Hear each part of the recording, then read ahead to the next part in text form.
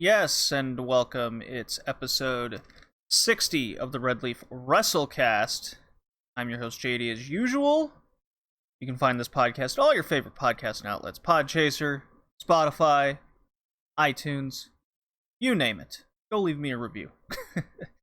Alright, the plugs are out of the way. Besides the fact you should all check out redleafretrocast.blogspot.com, where if you're a wrestling fan, you can go check out the nice little written up articles I just quickly write up and go over the wrestling rankings, how everything's shaping up, just quick little thoughts that you don't hear on the podcast, because we finish out each podcast with the wrestler rankings over the past 2 weeks. Each wrestler accumulates points. A lot of people seem to like it, and they like the little write-up, so if you're a new listener to the podcast, go check it out at the website. A lot of changes happening in the wrestling world. A lot of negatives, a lot of positives. Wrestling-wise, it's a positive. The people in the wrestling world is a big negative. Yes, the speaking out movement is in full force. Black Lives Matter still matter. So the speaking out movement, I'm not going to go into a whole lot of detail, but how it's going to change this podcast going forward with how much this has impacted the European scene in particular.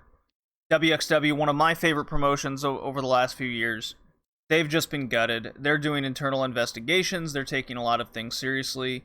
They fired Jay Skillett and Julian Pace to as abusive trainers. At least that's one of the things that's been revealed. I was gonna cover their little shotgun show that they've tried to do to, kind of keep some buzz going around the promotion, but it's been canceled for the foreseeable future due to this.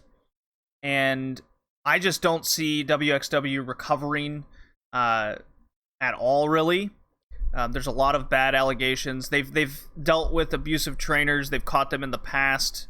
I believe John Klinger was among one of them. It's really an unfortunate and horrible circumstance in the European wrestling world. The UK has just been eviscerated. Progress Wrestling is a piece of shit promotion for allowing a lot of this to happen. A good chunk of their wrestlers, ICW is among one of them, with just Wolfgang, and to name, Attack Pro Wrestling is closed for the foreseeable future, with a lot of people related to that. OTT, Devlin, Scotty Davis, they're foreseeably done. Travis Banks, Ligero, the list goes on. There's just so many names to go through. This podcast will not be covering the European scene for a long time to come, and at least to my fandom, the one that's hit me the most is definitely the David Starr. He turns out to be a frat boy shithead, and on this podcast, he was the number 2 ranked wrestler of 2019.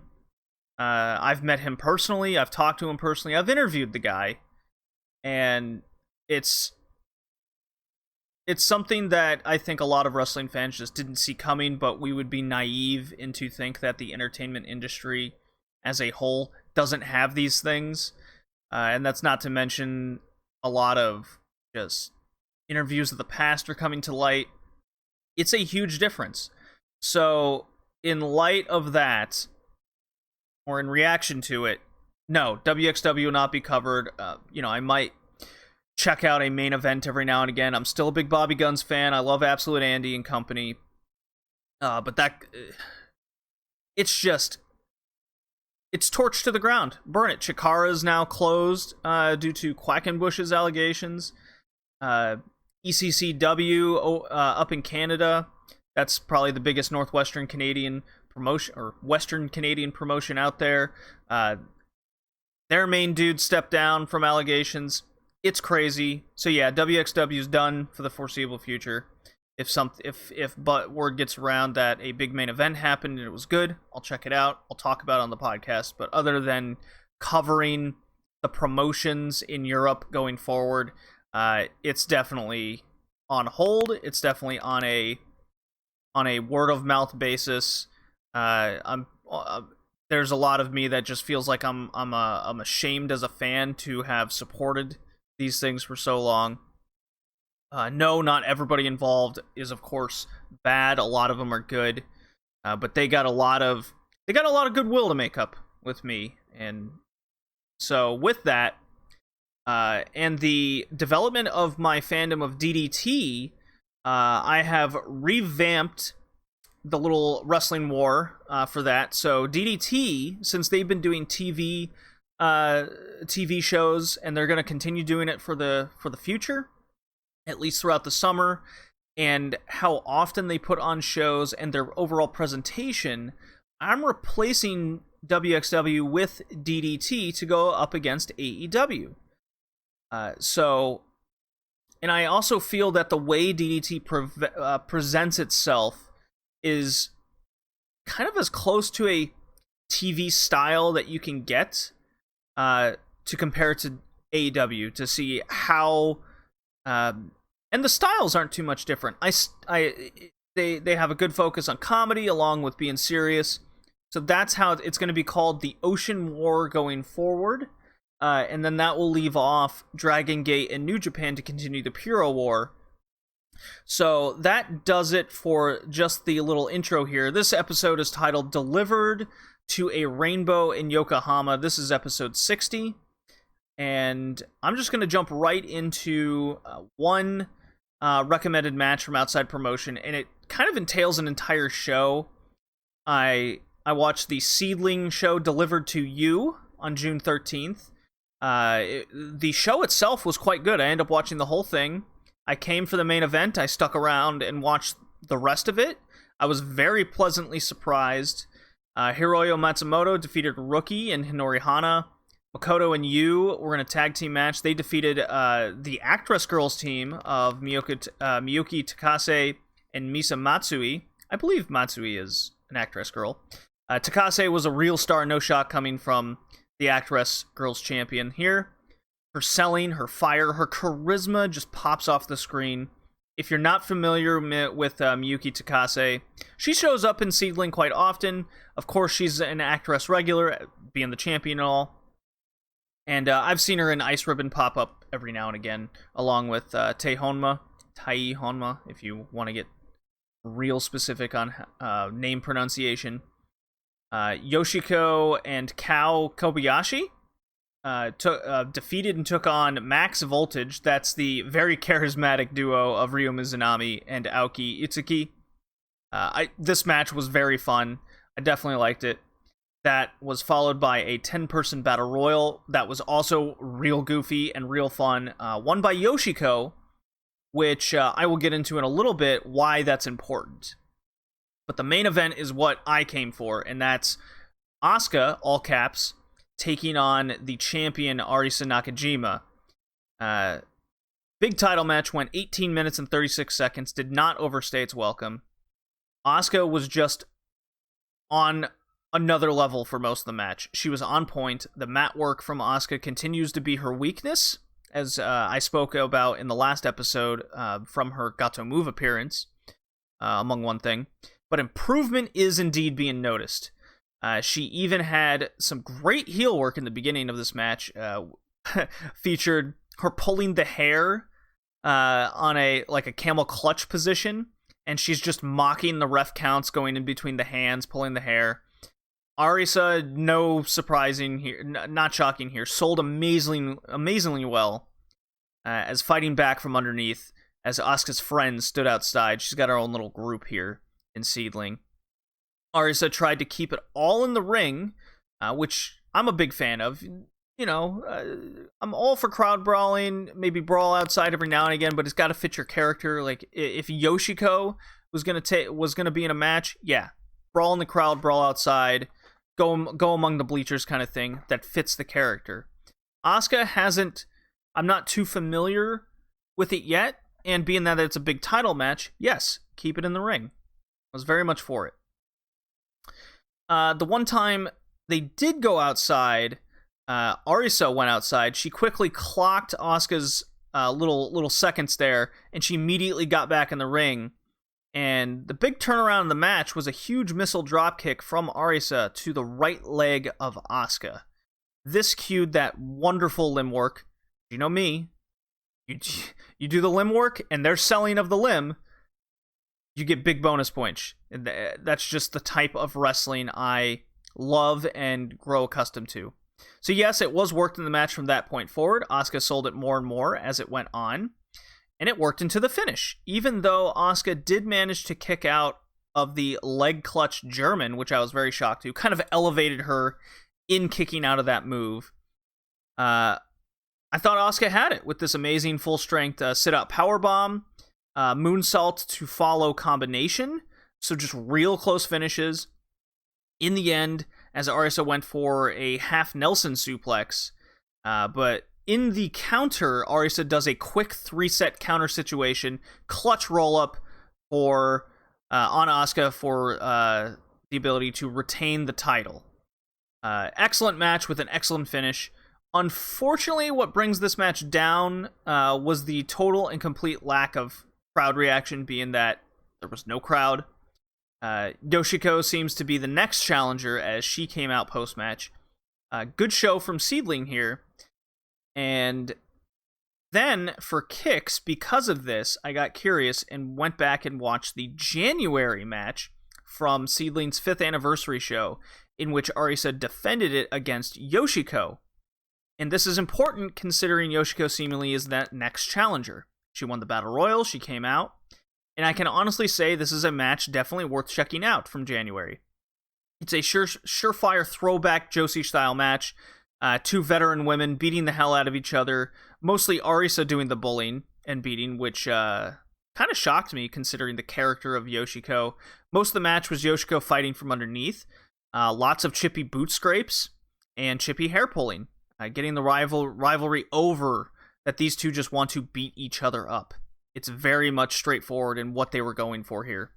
Turns out this match goes to a 20-minute time limit draw, and as you watch this match, it felt like something was missing. Something was held back, like they weren't quite going all out, they were just going 50-50 the whole time. And because it went to that time limit draw, then you're like, okay, this makes sense. They need a bigger, better match to show for it. I'm just not really sure why you would do a draw finish for your main event on an anniversary show. That's a big negative to me, because if I'm watching a big anniversary, big built-up show, I don't want to see a draw. You build up to this show with a draw. You don't build up to the next show later. We are getting that next show 6+ months later, so there is going to be a payoff to it. Just think the timing was ill. The intentions of the timing were ill-informed. So for this match, I say it deserves retroactive points here, like I've done in the past, but not the full points, so both will get 5 points apiece here with Yoshiko and Arisa. So yeah, excellent SeaDlinnng show. I recommend it. I'm going to, with a lot less wrestling going on in the world, I don't know when indies are going to come back. I don't know when I'm going to go to an indie show. So, just kind of filling the gaps in. No European wrestling to worry about, so something I did not expect was to seek out and watch more SeaDlinnng. Will it join the Joshi War? I will say no for now, but the wrestlers will definitely probably be featured more and more in the rankings. So that, definitely recommend this delivered to you show from June 13th. Get a handle on it, get a piece of it, and I'm gonna watch the next couple SeaDlinnng shows that I can get my hands on. So definitely for the next podcast, you'll be hearing another SeaDlinnng show, or at least a SeaDlinnng big couple matches that I'll be talking about on the recommended matches section. For the rest of the show, as my cat, I gotta prevent him walking on the mic table, will be the start of this Ocean War. AEW will be my mom and I reviewing the show as we get ready for Fyter Fest. That will be in the next episode. Very excited about that. DDT had, upon recording this section right now, I'm not sure if I'm going to get to TV show 8, but I will definitely have episodes 6 and 7 to review. The Joshi War will consist of Stardom's first show since coming back from the shutdown. Very emotional show, I can immediately tell you.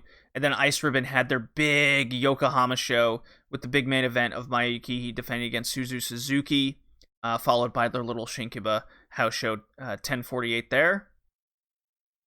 The Puro War will have Dragon Gate's Rainbow Gate, along with New Japan doing the New Japan Cup. I hope I can get LK from the SOS Wrestling Network to join me for that section of the podcast. And by the way, if you are not still familiar with it, if you want to listen to this show on YouTube, I recommend either going to the Red Leaf Retrocast YouTube or go check out the SOS Wrestling Network, where this show is also available, and you can go see and listen to a lot more reviews from LK over on the SOS. He does a lot of Puro, New Japan Cup daily updates, DDT TV show updates upon completion, and more. So go check that out. And then we'll go into the retro stuff. All Japan Women episode 23, New Japan through the 90s, going March to May 1st, 1992. And then the Nitro in 1998 following World War III. And Kevin Nash's first Nitro with the book. He's in creative control. So you can just imagine my feelings on that.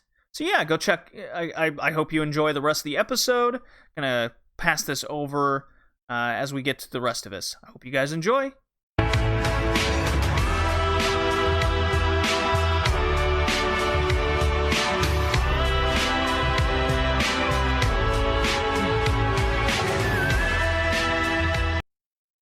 Mom, we're back for more AEW. Awesome. Awesome. June 17th, Dynamite number 37, and June 24th, Dynamite 38. The go-home show for the 2-week, I guess, non-pay-per-view, free to watch Fyter Fest that we're going to see. Exciting. Very exciting. And to keep you in on the loop of the wrestling world, Mother, WWE NXT has won a week in the ratings. It's been a long time. I believe How did that happen? Well, there's a theory, and it was actually the previous week's episode, the Go Home Fyter Fest episode, that NXT crushed AEW Dynamite in the ratings. 150,000+ people more watched NXT that particular week. And how much wrestling did NXT happen? NXT had, I believe, by my count, 31 minutes of wrestling. Ooh, out of how long? 2 hours? 2 hours. AEW, I had these written down, and they're on Twitter.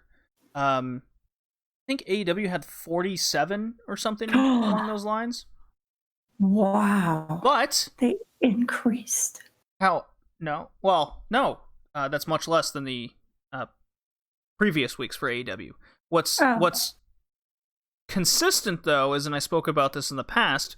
Oh, I thought you said WWE. No. WWE had NXT had the 30, 31, 32, and Raw had 32 minutes or something along those lines. So, yeah, they're consistent with very little wrestling on their TV shows.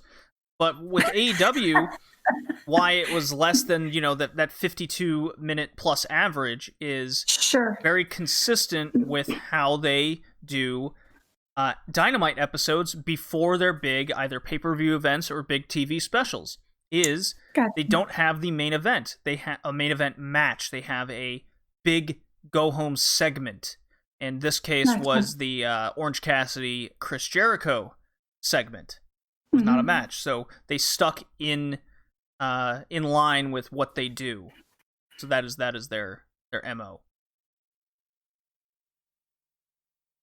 And justifiably so. Justifiably, they gotta hype up the main event. NXT was hyping up a triple threat match for one of their middle of the road titles, and the winner will go on to counter program in a title versus title match for their big thing. And then WWE is doing a lot of counter programming on weak builds and no builds, so it's a big counter program heavy show for them to try to minimize how many people will be watching Fyter Fest.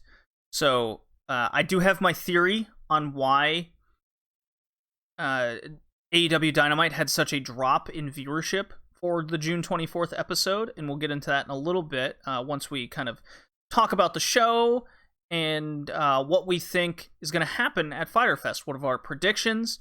The big thing and important to note is Jon Moxley's wife, Renee Young, caught the coronavirus. She works for WWE. Oh, no. And there's a current outbreak of the coronavirus in WWE. And Moxley took it upon himself to... Sorry to hear that. Yeah, and Moxley took it upon himself to basically make it public, and he's clearly pissed off. And then QT Marshall, our boy, and pretty much everybody more or less related to his wrestling school, and that's a lot of that's Anna Jay and company. QT was possibly exposed, so he was out of the June 24th show, getting tested himself, and then because he was possibly exposed, all of his students stayed away as well for the episode. Yeah. So, brutal. Yeah. So keep that in mind. But let's go with the June. Did you watch Dark or anything recently? I didn't. I really should have, but I did not. Okay. And Sorry. then, yeah. Did you? No. But there is a cool thing over the past 2 weeks that AEW started doing, and that's the kind of sports time ticker during the match where it says results from AEW Dark with whom beat who. Such as Sonny Kiss and Joey Janela defeated Reynolds and Silver on Dark kind of situation, explaining their 5-0 record situation. I do. Ever since I saw him do what he did to my girl, I was like, I have no liking of him at all whatsoever. Good heel then. He's an asshole. So they started doing that. They even on Dynamite, they even did a small little 20-second recap of Shawn Spears playing off getting the black glove from his manager and loading it up with a big lead plate or something. So he's I really like that. They are fine. It took a long time for them to finally start incorporating stuff happening on Dark onto Dynamite, and I'm very much for that. Well, I think the other thing that kind of turns me off a little bit about watching Dark is listening to what's his name, Taz. Yeah. I'm just not a fan of listening to that an obnoxious human person. Okay. So kind of turns me off. I wish it were somebody else. He's obnoxious to me. I can only listen to it for so long because he's constantly jamming everybody. I don't like to listen to that. It's just my opinion. Just saying. Well, we one last note before we get into the shows is Jimmy Havoc has been suspended and sent to rehab for allegations that came out over certain mental disorders that he has. I won't go into the details. You can find that out on your own. And then Sammy Guevara is also suspended for indefinite amount of time. Indefinite amount of time for a certain words and phrases and joke that he some other allegations said on a podcast 4 years ago. He's out. Yeah. For the foreseeable future. Bummer. Very much a bummer. Bummer. I think he'll ultimately be bummer fine. For both of them. I think Guevara will ultimately be fine. Jimmy Havoc, not so sure about. There's a very good chance he's done. It's too bad for both of them. Yeah, it's too bad for both of them. They're both got different issues, that happened, and so too bad, too sad. Onward, forward. Yeah, so right quick, going through the June 17th show. Page and Omega defeated the Natural Nightmares. My man QT Marshall did not pin Kenny Omega. Another loss there. 12 minutes, 56 seconds. They retain the titles.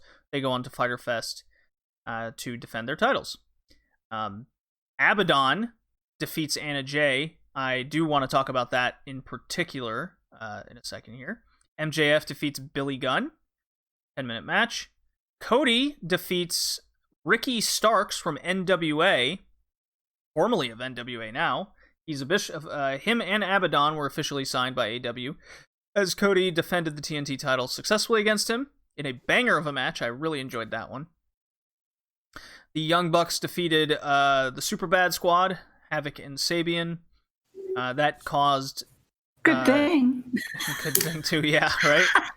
In hindsight. And that caused more... Right. Yeah, and that caused more animosity and weird building for the Young Bucks and Efter. And then in the main event, Best Friends defeated the Inner Circle, Les Sex Gods. Also, good in hindsight. Good thing. 15-minute match. It was a very good main event. That was highlighted by Orange Cassidy hiding as a cameraman, apparently the entire show, waiting for his moment. Trips up Guevara, and that gave his friends the win, and then him and Jericho went to blows after the match. So, June 17th show. What did you really like? What did you dislike? Britt Baker is my big highlight of both shows, in particular with the golf cart, the Rolls Royce. She's doing really well with that. Oh my God, she's injured and she's still the highlight of the show. Honestly, she's doing really good. I love it. My three favorites was the beginning and the end. I mean, they both got 3.5 stars for me. Kenny Omega and Adam Page against QT Marshall and Dustin.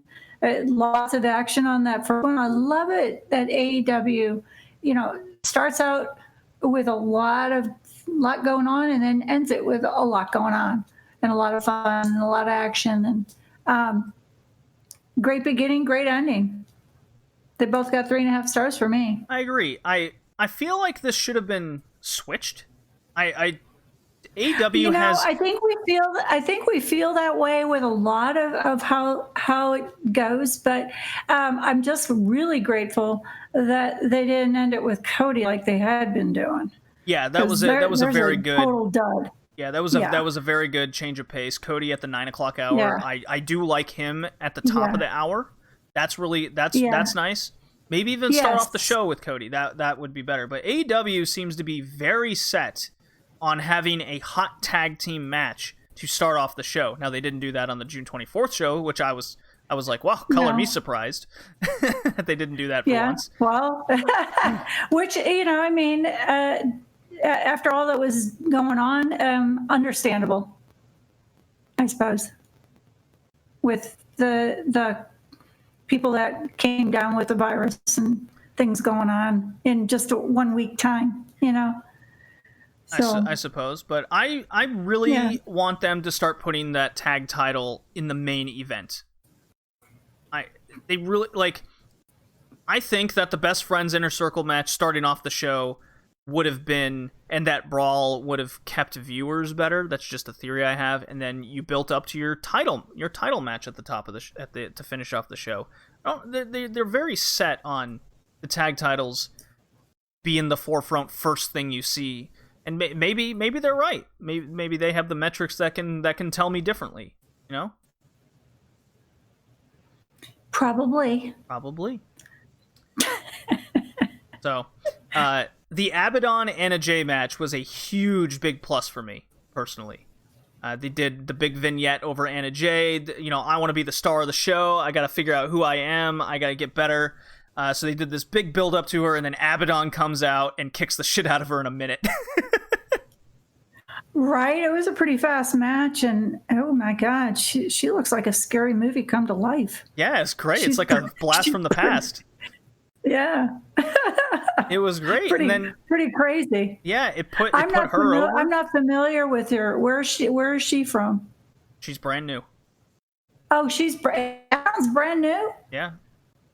Oh. Anna Jay's from QT Marshall School, and Abaddon's from an extremely unknown small indie scene, just for a small period of time. Huh. So yeah, this really got Abaddon over as someone special, and then cue the Dark Order coming out, which of course I gotta play the music for that. Join the Dark Order. Yeah, so Dark Order comes out.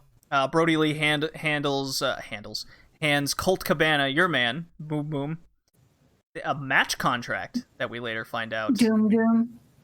And Colt Cabana is like, man, they didn't show this on Dynamite, but they showed it on social media and whatnot, where Colt Cabana's interviewed, and he goes, look, yeah, I walked into the Dark Order's office last week, but what the cameras didn't see was I was talking to everybody, because that's what wrestlers do. They talk to each other. I'm in a slump. I'm losing. I don't want to lose my job. You know, if I'm not winning, I'm not good enough. So, yeah, this is an opportunity for a match on Dynamite. I'm taking it. And so he signs that contract for a match for June 24th with Brody Lee, and then Brody Lee asks Anna Jay to, he helps her up. They escort her to the back, so we could be looking at Anna Jay joining the Dark Order. So good, very good segment. This was a huge thumbs up from me. Yeah, cool. Yeah. MJF Very beats cool. Billy with the ring. Not much else there. It was fine. Yeah. Yeah. Yeah. What did you think Not of feeling, Ricky? Not feeling MJF. Oh, what did you think of Lately. Ricky Starks at least? I thought it was a decent match for a debut. You know, I know you were all about it and stuff, but Oh, Louisiana boy, hell yeah.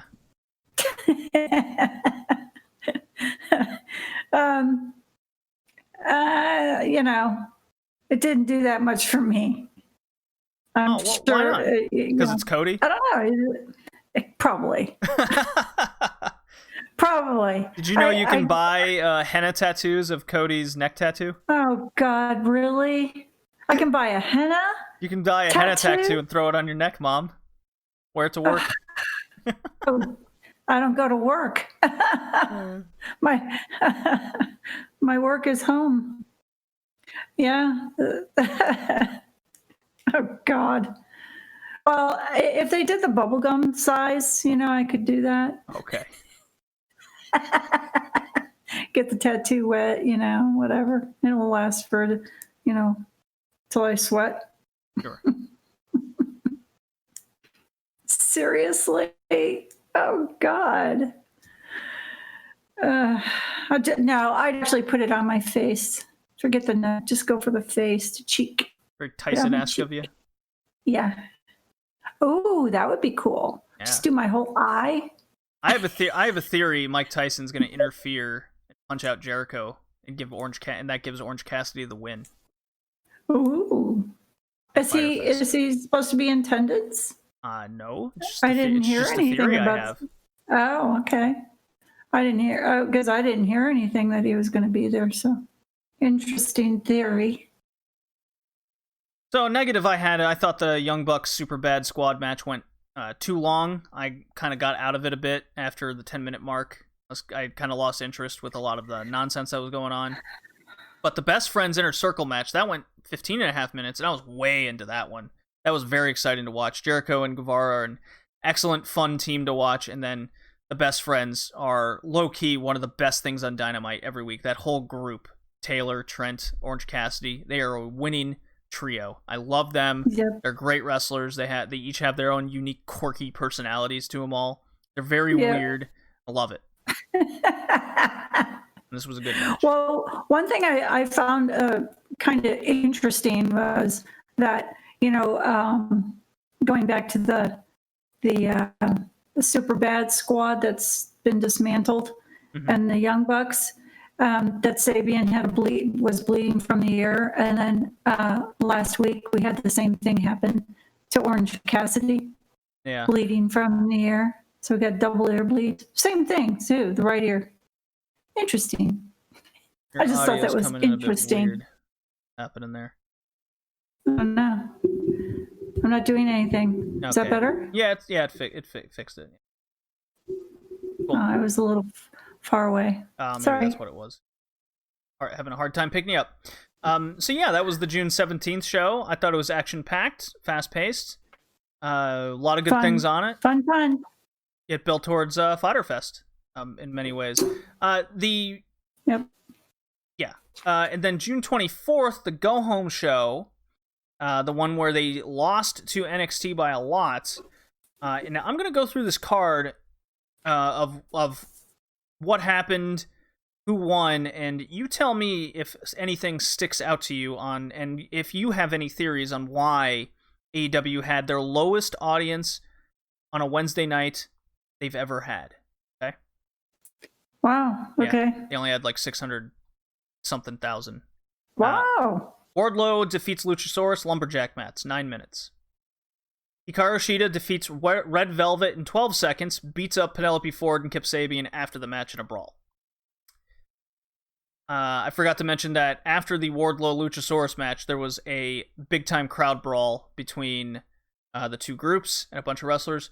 Colt Cabana and Brody Lee, with Silver and Reynolds ringside, defeat Janela and Kiss in 9 minutes. After defeats SCU in 12 minutes. And SCU replaced QT Marshall and Dustin Rhodes because of what happened with QT. Brian Cage murders John Cruz in a minute and a half.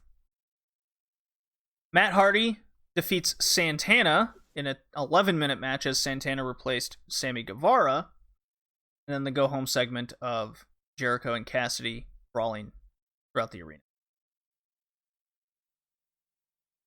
That was the card. Anything stick out to you? Theories? Well, I was quite annoyed myself because of the streaming sucked. And had I had it my way and wasn't part of the group watch, I probably would have watched it the next day. Oh, okay. That's one theory.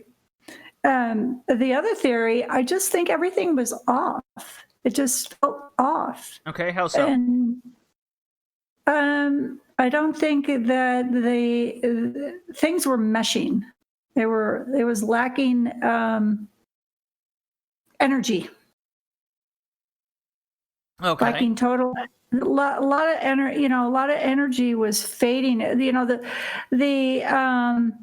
Wardlow Luchasaurus, that was a great match. It was a great amount of time, a lot of action. Really enjoyed that match. And then we came to Shida. That was pretty slam dunk done. And she went to go attack Penelope Ford. Great, that was good fun. But then it was Doom Colt Cabana with Brody Lee, Janela, and Kiss.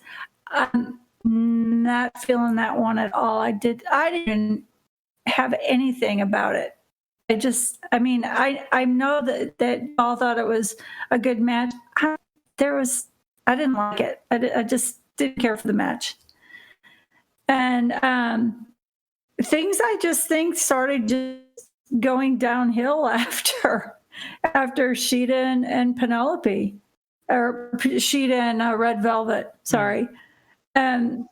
Because then, with Brian Cage versus John Cruz, that was just a throw around. There wasn't even any wrestling. It was just to throw this human being from one side to the other and, just make him a total mess. And it was like watching Marco Stunt, poor guy, get thrown around. Well, it wasn't even a match. Crazy. Yeah, what do you call those guys? They're just there to get annihilated. Enhancement talents. Right, enhancement talents. But I think I really haven't seen. To me, I haven't seen Brian Cage actually do much wrestling. To me, he's just a throw around kind of guy. Mm-hmm. Just throws people around. That's what I get from him. And unfortunately, on the last match, with Broken Matt Hardy and Santana, I just don't think the mesh was there. No, it definitely wasn't. No. So I think the energy level started out good, but then it came really dull. Not much excitement. And then, with FTR, I think old school, and I like this is why I like AEW, because of the gymnastics, I guess.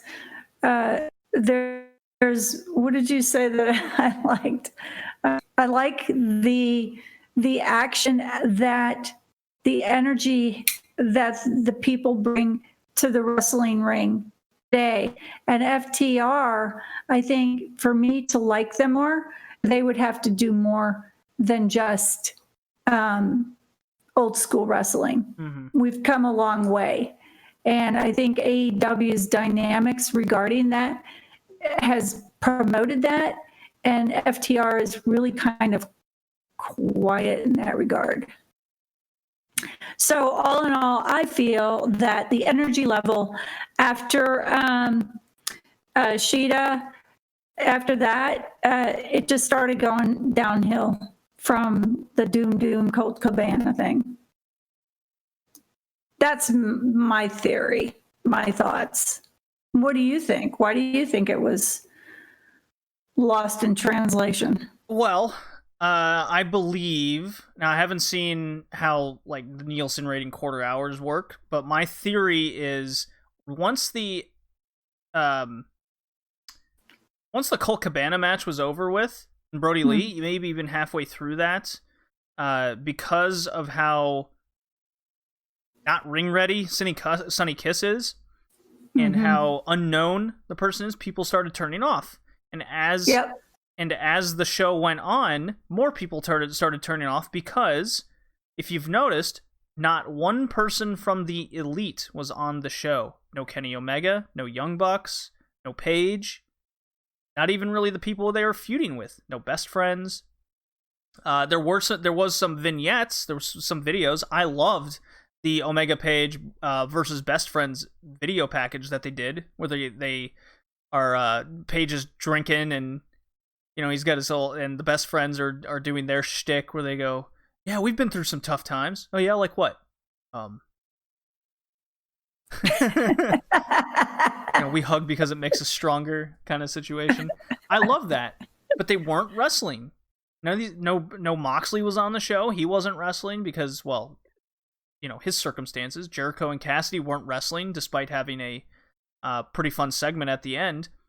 That segment was not promoted throughout the show. As I'm watching it, I'm like, so what's the main event? I had no idea until almost the very end when it happened. They promoted that, they would go face to face, but they usually AEW is very clear on, what's going to happen on the show and what's going to be the main event. That's what we're building to, right? They didn't do that on this show. Well, you had a couple of wrenches thrown in during the week, so I think that changes your whole energy level and what went on this week. Sure, there was a lot going on. Yeah, when we were talking, you all were telling me stuff, and I'm like, oh, okay. I prefer being in the dark. I'd rather be in the dark because I don't want to hear the negatives. I'm not a fan of negatives, so even though I'm very negative against certain people in the wrestling thing. Sometimes it's better to stay ignorant, kind of situation. Yeah. But I think because of those two wrenches and what went on, I think it just really changed some of the dynamics of the energy of everything that happened. Hopefully this coming week we'll re-energize and regroup, and we'll have some good matches coming up. Yeah. I think for sure the Matt Hardy match lost a lot of people, because that had No feeling with it behind it. Right. Yeah, I even said I was not feeling that match at all. Right. It was just very flat. Yeah. Very flat. The cards for the 2 weeks of Fyter Fest next week, Dynamite 39, Fyter Fest Day 1, will be MJF and Wardlow tag match versus the Jurassic Express, Jungle Boy and Luchasaurus. I have MJF and Wardlow winning that. You? Wait a minute. What's the first one? MJF and Wardlow versus the Jurassic Express. I'll take Jurassic Express. Okay. Private Party with Matt Hardy versus Inner Circle Proud and Powerful members Ortiz and Santana. I'm taking Ortiz and Santana in that one. I'll take that too. Take that bet. Hikaru Shida versus Penelope Ford for the AEW Women's title. I'm taking Shida. I'll take that too. Okay. AEW tag title match. This isn't marked for the main event on Cage Match here, but it's Omega Page defending against the Best Friends. I'm like 70-30 Omega Page is going to retain, but if the Best Friends win, and this puts a wrench into the whole Omega Page thing, kicks off a little feud there, it wouldn't surprise me.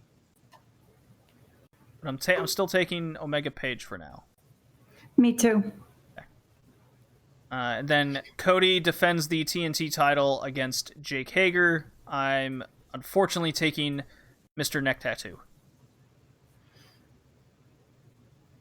Yes? I'm taking Hager. You're taking Hager. I hope that's not the main event. I really hope not. Oh God, I hope not. If that's the main event, like I hope it. No, I don't think so. It should be the tag titles. It really should be. Right? Yeah. No, I could see the tag title. It should be. It should. It should. That is the bigger match. So that's Wednesday. That's this coming Wednesday. Yeah. We didn't mention that Cody and Jake Hager had a little boxing, MMA press conference thing. It was fine. Whatever. And then Fyter Fest Day 2, Lance Archer versus Joey Janela. That should be fun. Hope so. I expect Archer to win because Joey Janela will die. Yeah, right. Well, there's a throw. If we're going to throw people around, I would like it to be Archer and Cage. I'd like to see that match. Think it'd ever happen? Yeah. Oh, yeah. Maybe. Yeah. Absolutely. Archer someday. and Cage. Yeah. Archer, Cage, Brody Lee, triple threat. Just three big dudes throwing each other. Right. This one's very interesting. I'm wondering if you have any theories. It's Nyla Rose versus a mystery opponent.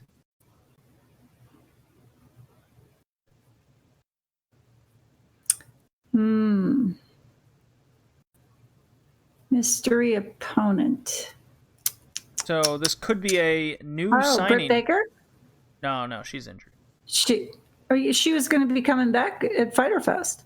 No. All Out. That's in late August, early September. Oh, okay. Nyla Rose versus Marco Stunt? Yeah, that would be funny. I have a theory. I have a theory it's going to be B. Priestley, but I could be very mistaken on that. Barring whatever the travel restrictions are, of course. Otherwise, it could be very much a new signing. Very possible. Colt Cabana is teaming up. Why wouldn't it be Abaddon? I mean, Abaddon. It could be. It could be Abaddon or Big Swole. I would be kind of disappointed, really. To see Abaddon? I wouldn't be upset, but I just wouldn't expect them to win then at that point. I'm really it's not for any title or anything. No, but I imagine the winner would shoot up the rankings, and that would be kind of your number one contender de facto, or at least a leader for it. Yeah. Colt Cabana teams with Brody Lee and Stu Grayson of the Dark Order to take on the full team of SCU. I think Colt Cabana pins Christopher Daniels. Very intrigued by this Dark Order storyline. I'll take SCU. So we didn't mention that. Oh, by the way, Nyla Rose is not going to win. Okay. We didn't mention that the previous week, after SCU match, that the Butcher and Blade hijacked their pickup truck, and the Lucha Brothers popped up behind him. They were announced as tag team partners, so it's a 8-man tag. Efter and the Young Bucks are taking on Butcher and Blade and the Lucha Brothers. I think the Lucha Brothers are going to pick up the win, either or, and it's going to be due to the Young Bucks and FTR costing each other the match.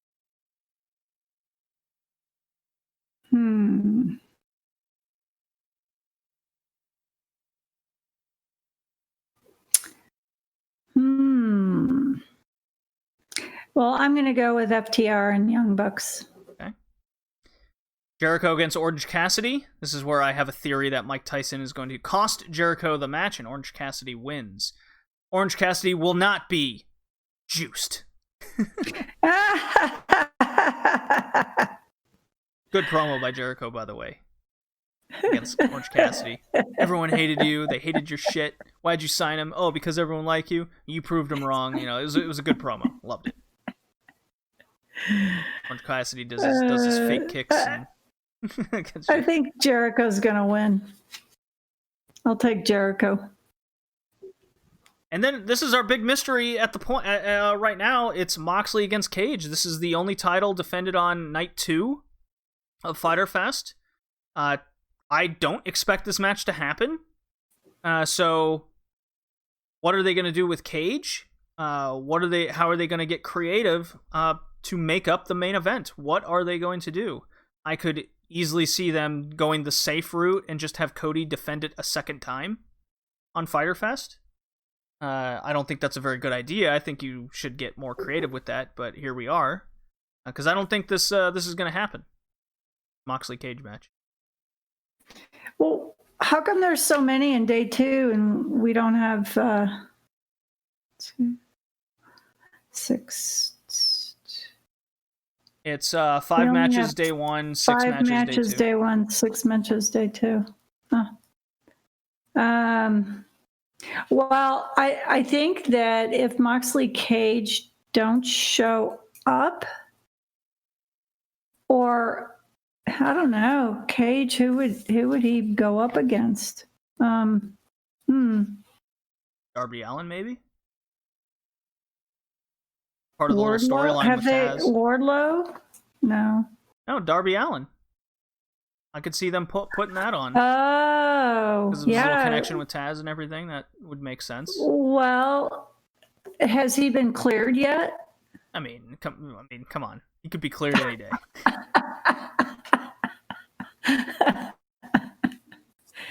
Well, we haven't talked about him. I mean, they've shown a couple videos of him like skating with Tony Hawk and whatnot.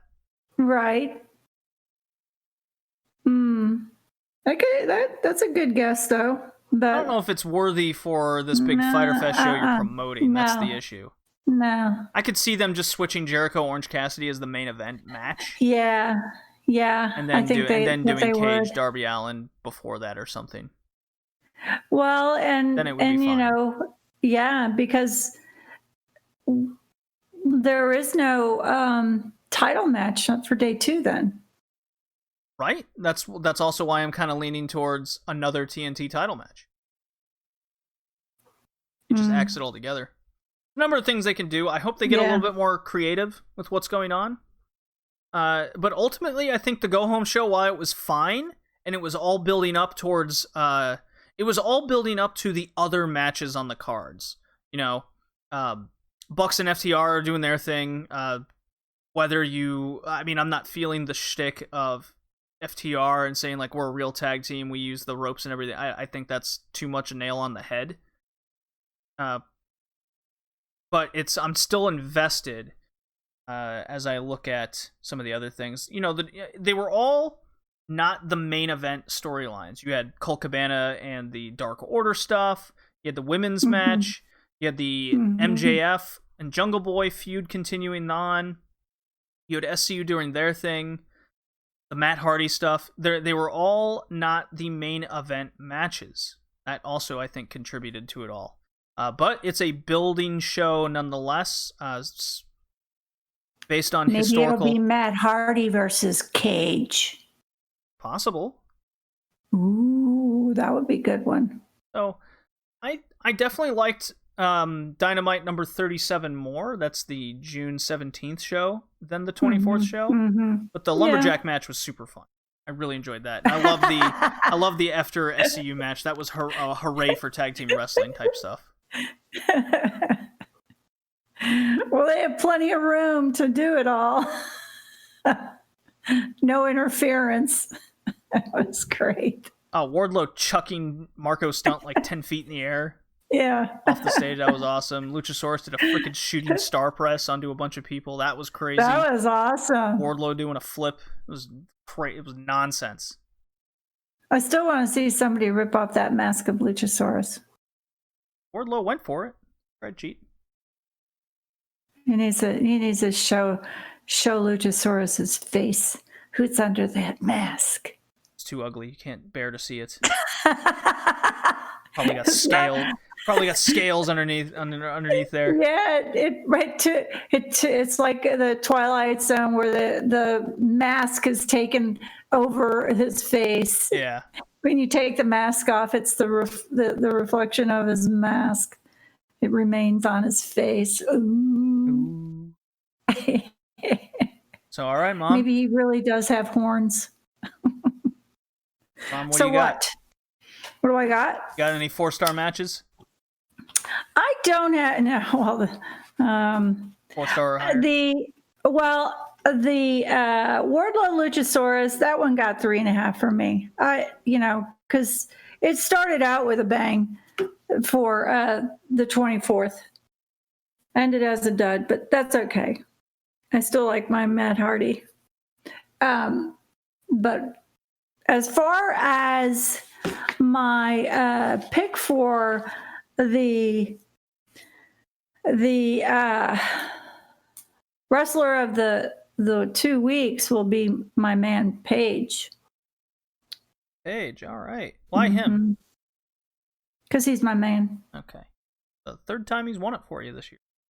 Yeah, I like his style. I really like his style. He's my guy. There's just something about him.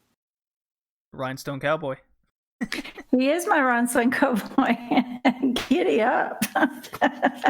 All righty, Mom. We'll figure out.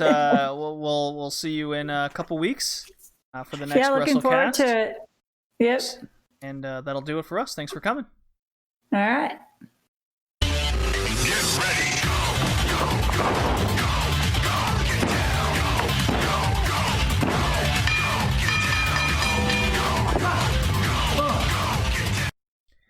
Hey, I'm back. Just got done with the AEW.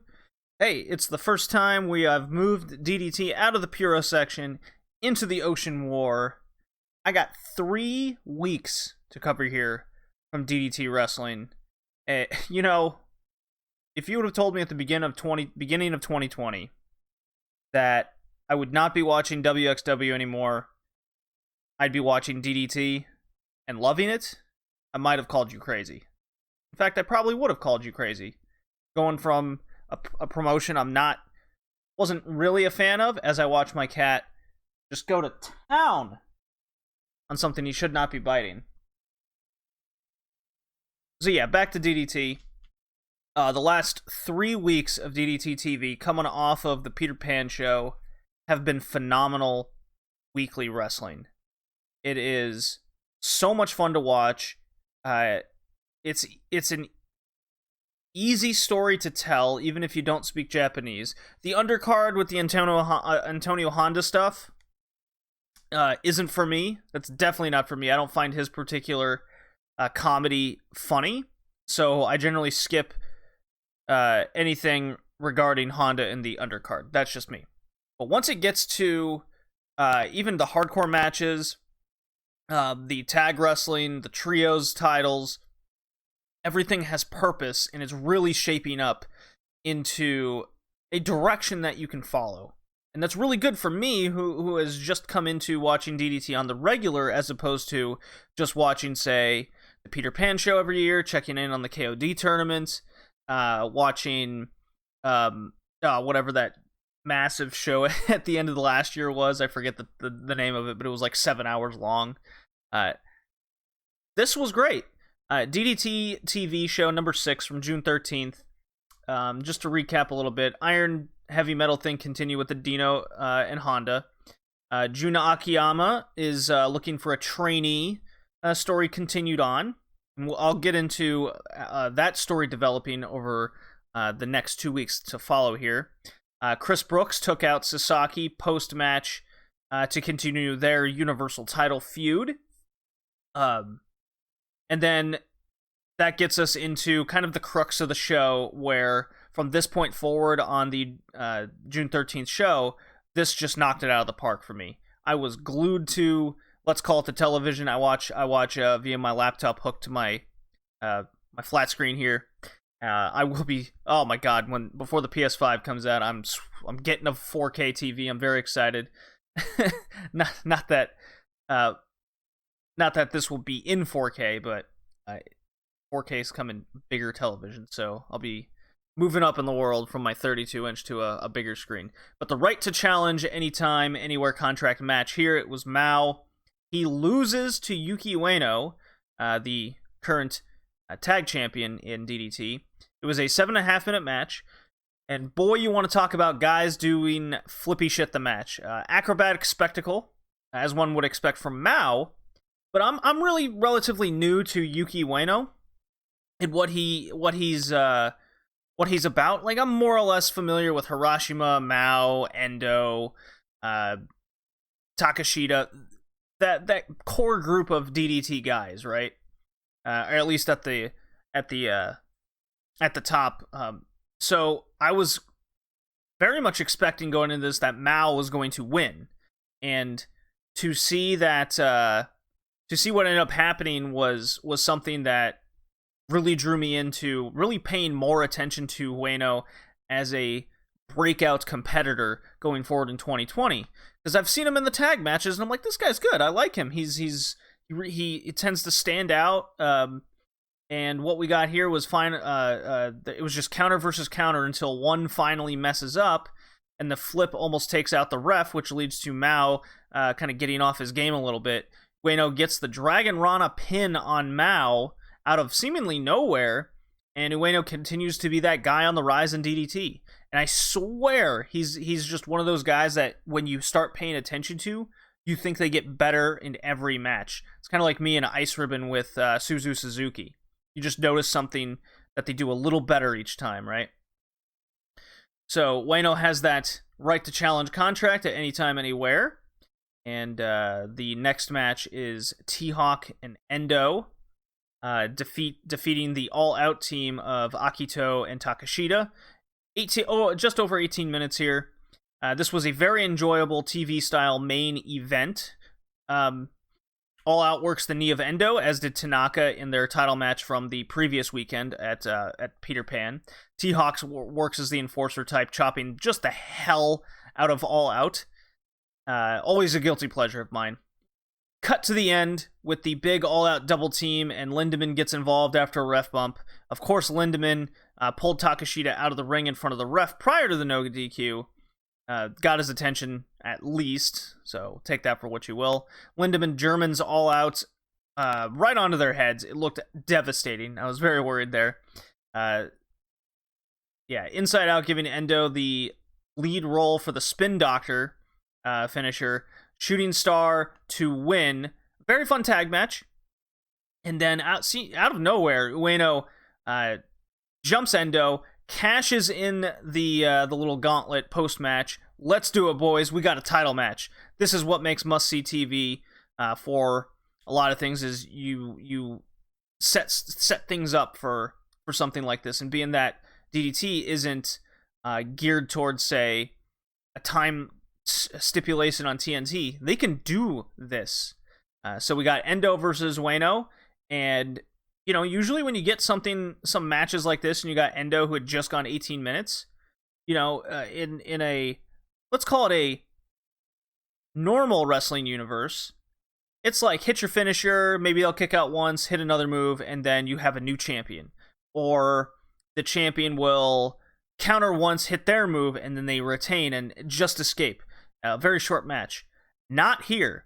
It went almost 17 minutes, and this was pretty great.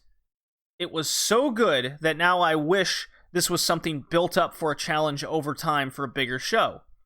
However, this also did one thing really well, is it told the story of the young 24-year-old jumping the gun too soon, right? And boy, did he pay for it. A good effort by Ueno. He got the early jump, Endo came back and bullied the young gun. Eventually you get the fiery comeback from Ueno, and ultimately Endo is still a pillar higher, makes the youngin tap out to the legged Rings of Saturn maneuver that he does. I love this match. I love the entire second hour package DDT showed here. This gets the big match.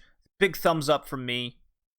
I really, really like what I saw out of Yuki Ueno on this show, and Endo just being just a backbone of DDT, and he is the reason why I've continued to just, even when I don't watch it on the regular, not that I ever did, but Tetsuya Endo is that guy. And I really regret not covering more DDT on the podcast until they started this TV show here. Over the past few years that I've done this. TV show number 7 on June 20th was... wasn't the greatest one, especially coming off the previous hot show, but it was announced that Mao will be out with a serious knee and leg injury, so don't expect him to be back anytime soon, unfortunately. He basically... I believe that came out after this show here. But we got a nice little trios match of the team All Out defeating Disaster Box. I always like the Disaster Box combination there. A 10-minute match. Yuki Ueno defeats Mad Polly, 9 minutes. Not very good. Mad Polly's not very good. Yuki Ueno just doesn't have that... what's the word I want to use? He doesn't have that carry ability quite yet.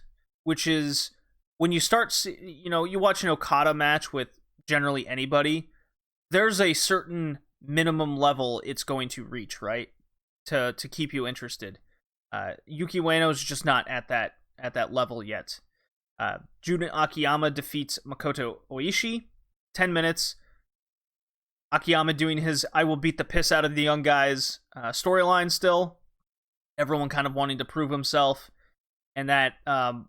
more or less led to a post-match situation with All Out, more or less Takeshita challenging Akiyama, and then various guys Akiyama has punked out over the past few weeks. A couple guys stepped up to the challenge to make what we'll now know as the Akiyama Army to take on All Out for the next week's show. The match that followed was Damnation. That's Sasaki and Takao defeating the team of Chris Brooks and Hiroshima, 10.5 minutes. And the story to kind of take out of here was the fact that Sasaki wants to get rid of Chris Brooks. Chris Brooks is a thorn in Sasaki's side for the Universal title. This was to really... they're going to have their singles match. And this is Sasaki really putting down the ego of Chris Brooks, his confidence. And that's that story, and they're talking shit to each other the whole time. We get our main event, which is Eruption. That's Sakaguchi and Saki Akai with Kazusada Higuchi, our big Yakuza group, taking on Strong Hearts for the trios titles.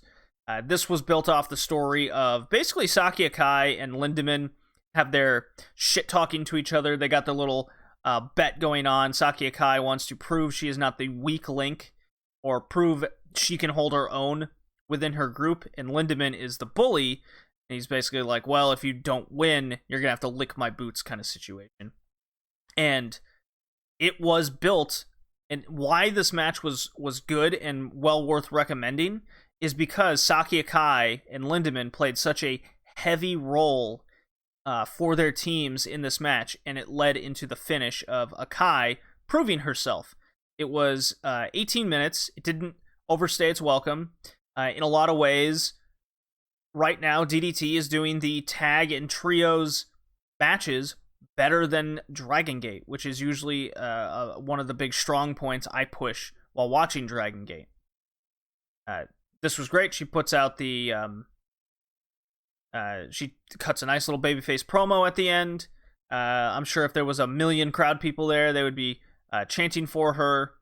She has her draw power. She has that presence that's very well known. Good stuff here. I can definitely recommend at least the trios match. Where it ranks in my top 50 tag matches that I'm putting together for the podcast at the year's end. I haven't decided on this one in particular. I think it's about that mid-table role. I'll just have to kind of figure out which position it will be. And then TV show number 8, June 27th. I thought about pushing this off for the next podcast episode, but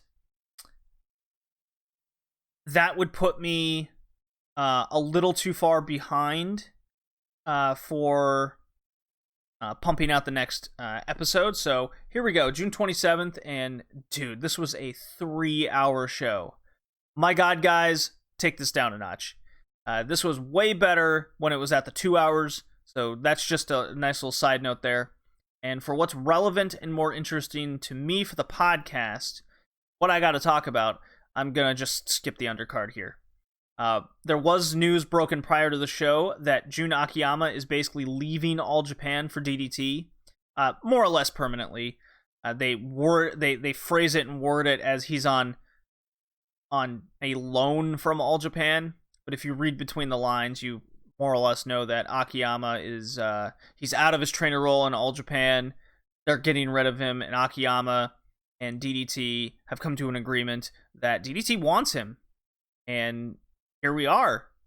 We got the Akiyama army in full story mode here going forward, and that should be very interesting.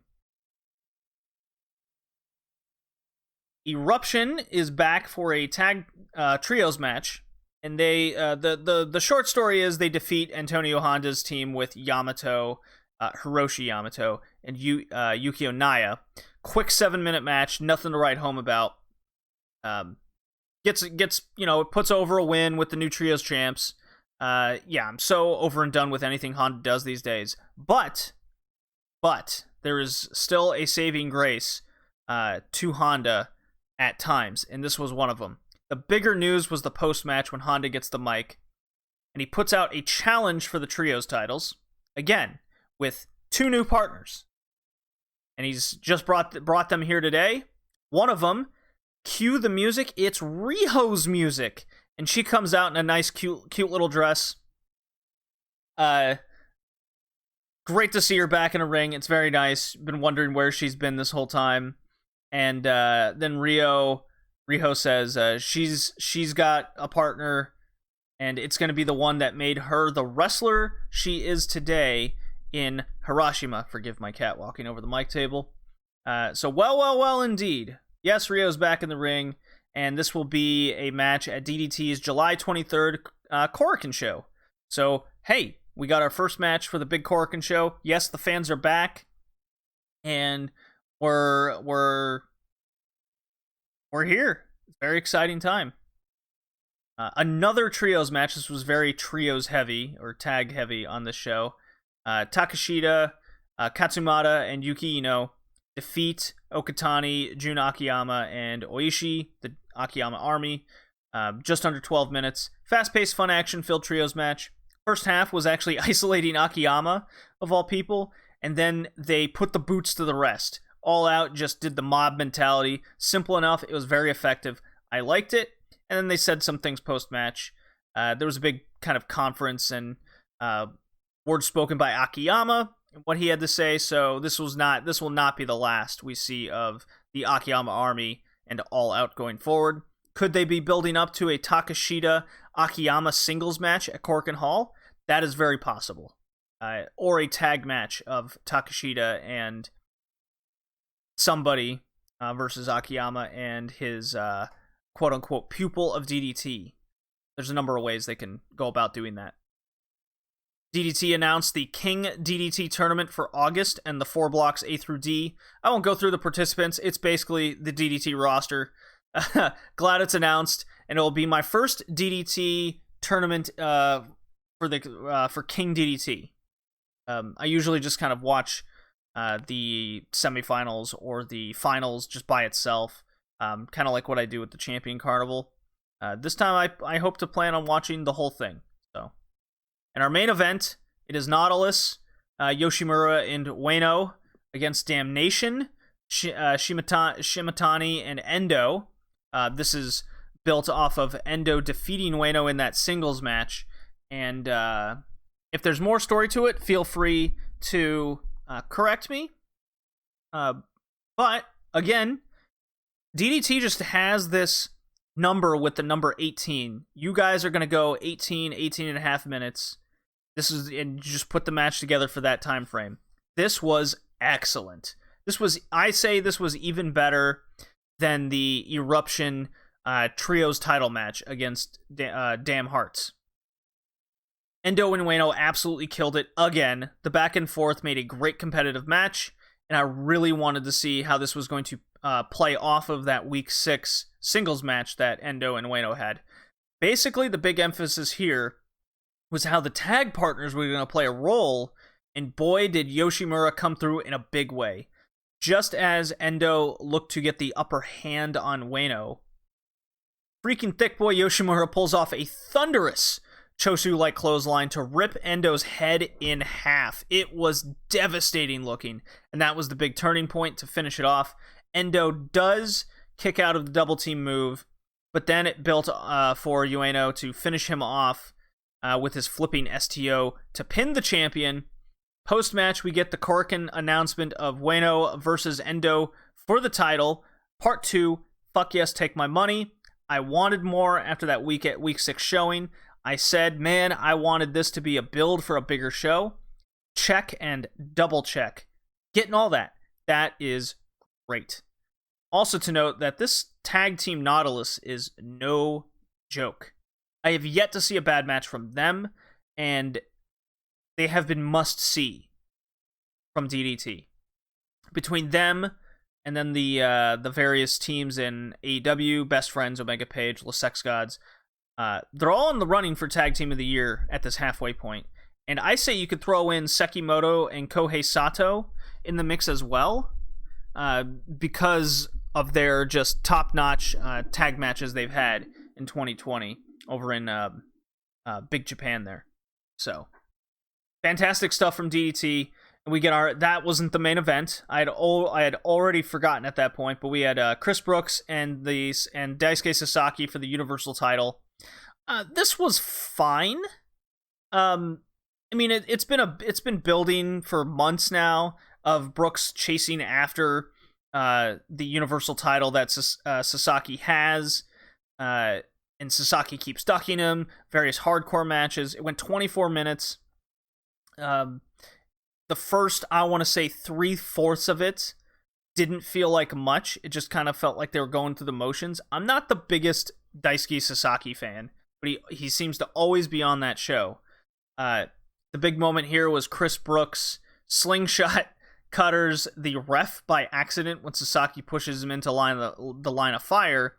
That's when we get some damnation interference in which Chris Brooks avoids them all. The sign that Sasaki carries out gets cracked over Sasaki's head. There's a little back and forth there from there, kicking out various moves. A table is involved in which Chris Brooks praying mantis bombs Sasaki through the table. They get back in the ring. There's more near falls. So this, you can kind of tell just by me saying all this and repeating it that the match probably overstayed its welcome a lot. It kind of takes you out of it. And then it ends off a wild Chris Brooks roll-up pin with clutching the legs and turning it inside out. So he wins the title back. If I recall, and based on his promo a little bit there, he lost the title just as the coronavirus hit, and he's won the title just as the fans are coming back in Japan. That's a nice little side story there to add to Brooks winning the title.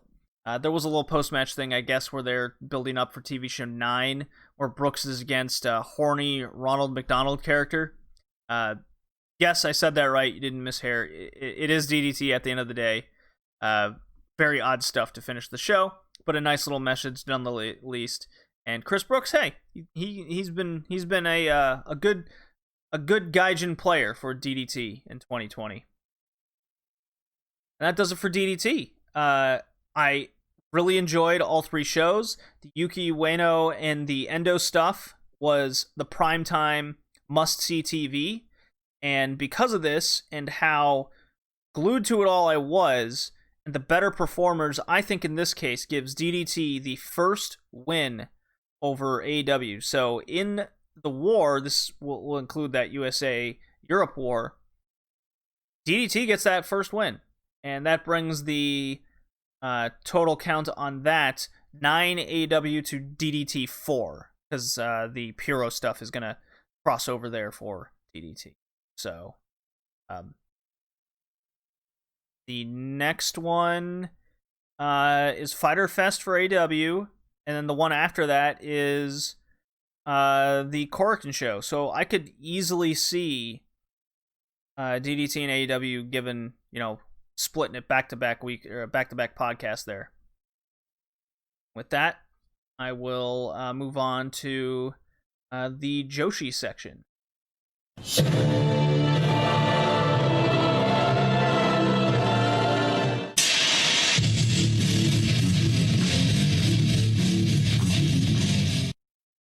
Alrighty, I hope you guys love this podcast so far. It is time to talk the Joshi War. Ice Ribbon versus Stardom. I know internationally Stardom has the more well-known name, but let's not discount Ice Ribbon. But yes, that was Julia's music. Giulia. As I was learning that name, I still quite like making fun of it. Stardom has their first show, June 21st. Stardom is again at Shinkiba, which is kind of funny since I'll be talking about an Ice Ribbon show that also took place at Shinkiba here in a little bit. Yes, Stardom's back. They've had their long hiatus. It's a very emotional time in the Stardom world and the Stardom fandom with what's been going on. The unfortunate early retirement of Arisa Hoshiki, who was surely being built for a major main event push. She was on the brink of probably beating the white belt defense record, and then spoken about this. And if you're the unfortunate suicide of Hana Kimura, and that aura was definitely felt on this show. I found myself having a lot of difficulty just watching a Stardom show. This took me days to just find the kind of motivation to sit down and watch Stardom. And yeah, I mean, fuck, man. They did the 10-bell salute for Hana Kimura. Then Jungle Kiona came out, and she's not mentally ready. Her feelings are still very conflicted. She cut a promo just telling us to wait, and who could possibly not understand her feelings on this?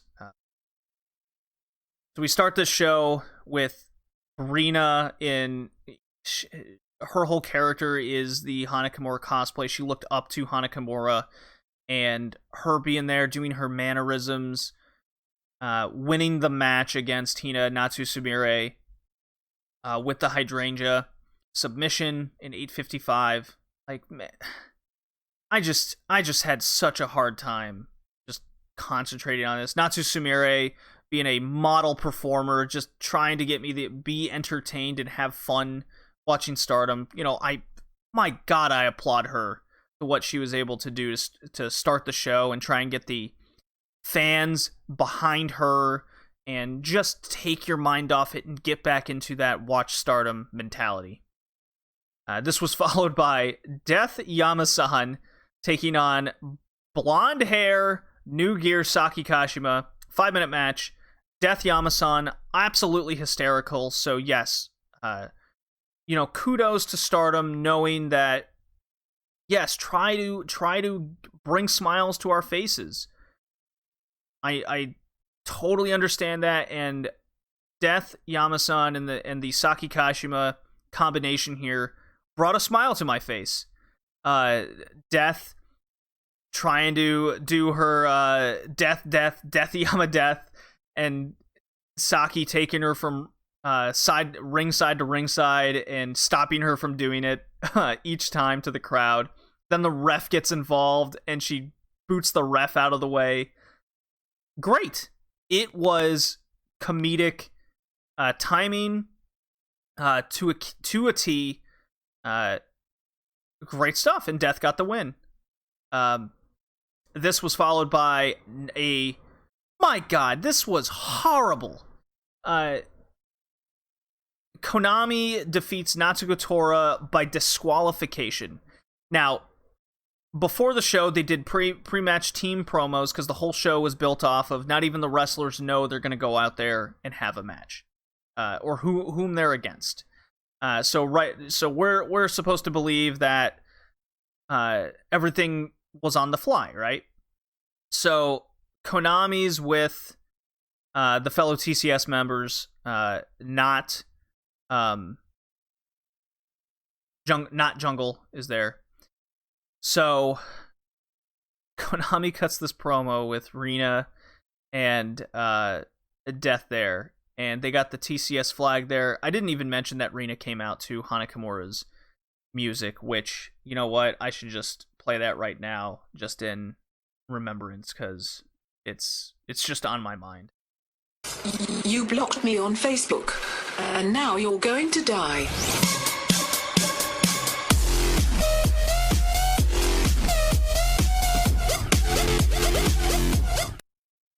Also gave me a second to collect my thoughts here. So Konami goes, Hana, are you watching? Are you gonna cheer us on? Your spirit's here. Konami, like, you can tell the difference between how two people handle grief of their friend. Konami's trying to carry on her spirit in the ring like Hana would probably want. And then Jungle is dealing with it with her own way in a more somber attitude. Before Konami even steps in the ring, she does the prayer, she puts her hands together in prayer, and she steps in.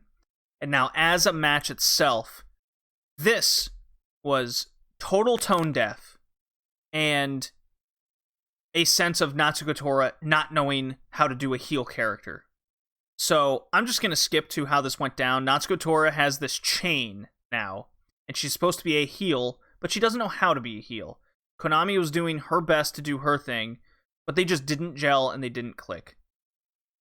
Natsuko Tora at one point gets the chain, and the ref just takes it away. And then there's finally a ref bump. So she gets the chain, so you're like, okay, she finally gets the chain. She's gonna hit her with it, she's gonna clock her with it, full Dump Matsumoto style, right? No. Konami's down, she throws the chain on her stomach, and she does a frog splash and goes for the pin. What? Makes no sense. It really took a lot away from the match. Then she starts beating her with it, and then as the ref gets up, she puts Konami, she starts choking Konami out with the chain, and she just gets DQ'd. I don't know what the idea or plan is here with Natsuko Tora, but someone needs to tell her, Julia's a great heel, a more you root for the badassness kind of heel, but Julia does more heel tactics and techniques than Tora. So she needs to figure this shit out quick, because this was horrid. A great match that took place was the Queen's Quest versus Queen's Quest tag that went to a 20-minute time limit draw. Azumi and Momo, the previous Goddess of Title challengers, taking on the next Goddess of Title challengers. Or no, it was Momo and Utami. And then Saya wanted to challenge and have Utami as her partner. So it was a proving match, right? It was Momo's leadership wanting, if you're going to challenge for the tag titles, you got to kind of go through Azumi and myself, the leader. Prove to me that you're worthy. And boy, did they do that. Saya and Utami have new gear. Utami's got blonde hair now, so dyeing your hair blonde is a running theme in Stardom right now. Azumi's right there with her. But everyone's got new gear. Tassels aplenty throughout Stardom. Saya looks like her tassels are so long that she's going to choke in them. Utami's got this Tatanka type outfit now. I kind of feel like she should add a tomahawk chop to her arsenal. Yes, Saya's very much a rookie. She has a long way to go still. There was a lot of miscues, mistimings, things not connecting. But Utami really brought it to the match. Momo and Azumi knowing just how to gel together and work with these two. It was a match that served its purpose and proved, at least to Momo in her promo post-match, she was probably an immature leader. She should have believed in them.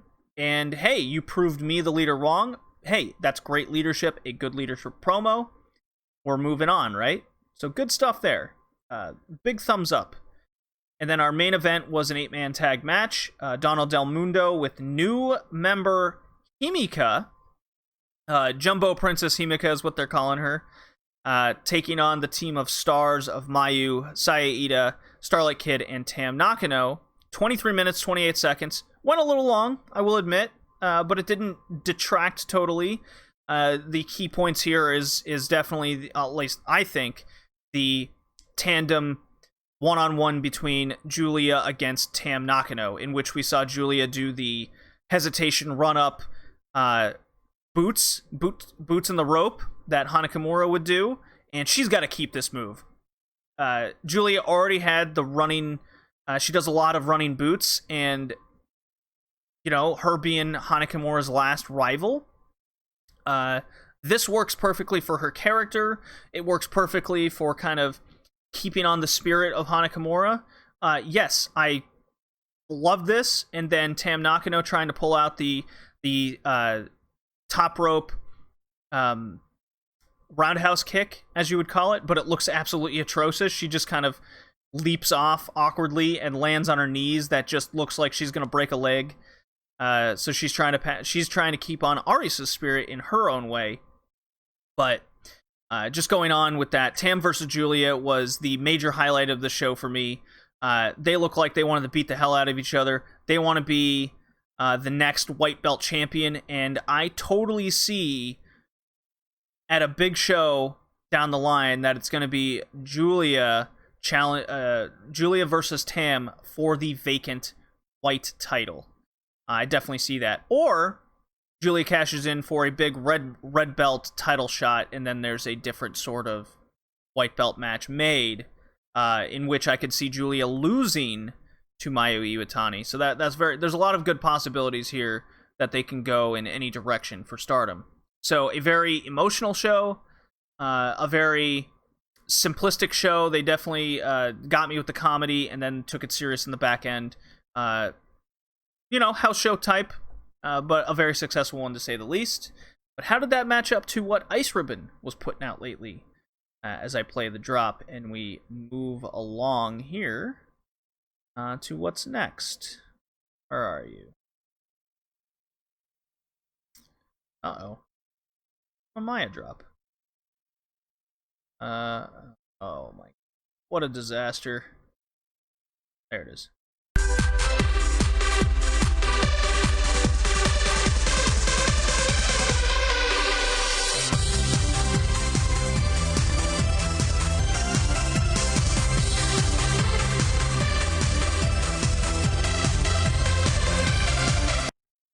Yes, alright. Hope you guys don't mind. I hope I got the air conditioner out of the background noise there. But regardless, still here. Ice Ribbon. Show 1046, Yokohama Ribbon. The big title match show we've been waiting for all year. Maya Yukihide defending the Infinity title against Suzu Suzuki. Where will this result take Ice Ribbon into the future or for the remainder of the year? How do we see it playing out leading to their giant show at the end of the year of Ribbon Mania? But let's get to the beginning of the show right quick. I want to skip to the main event as quickly as possible. Tag team match, Maika, Ozaki, and Yappy defeat Fujita and Kurumi. Maika pins Fujita with the second rope hang time senton, surprisingly. 10 minutes, 36 seconds.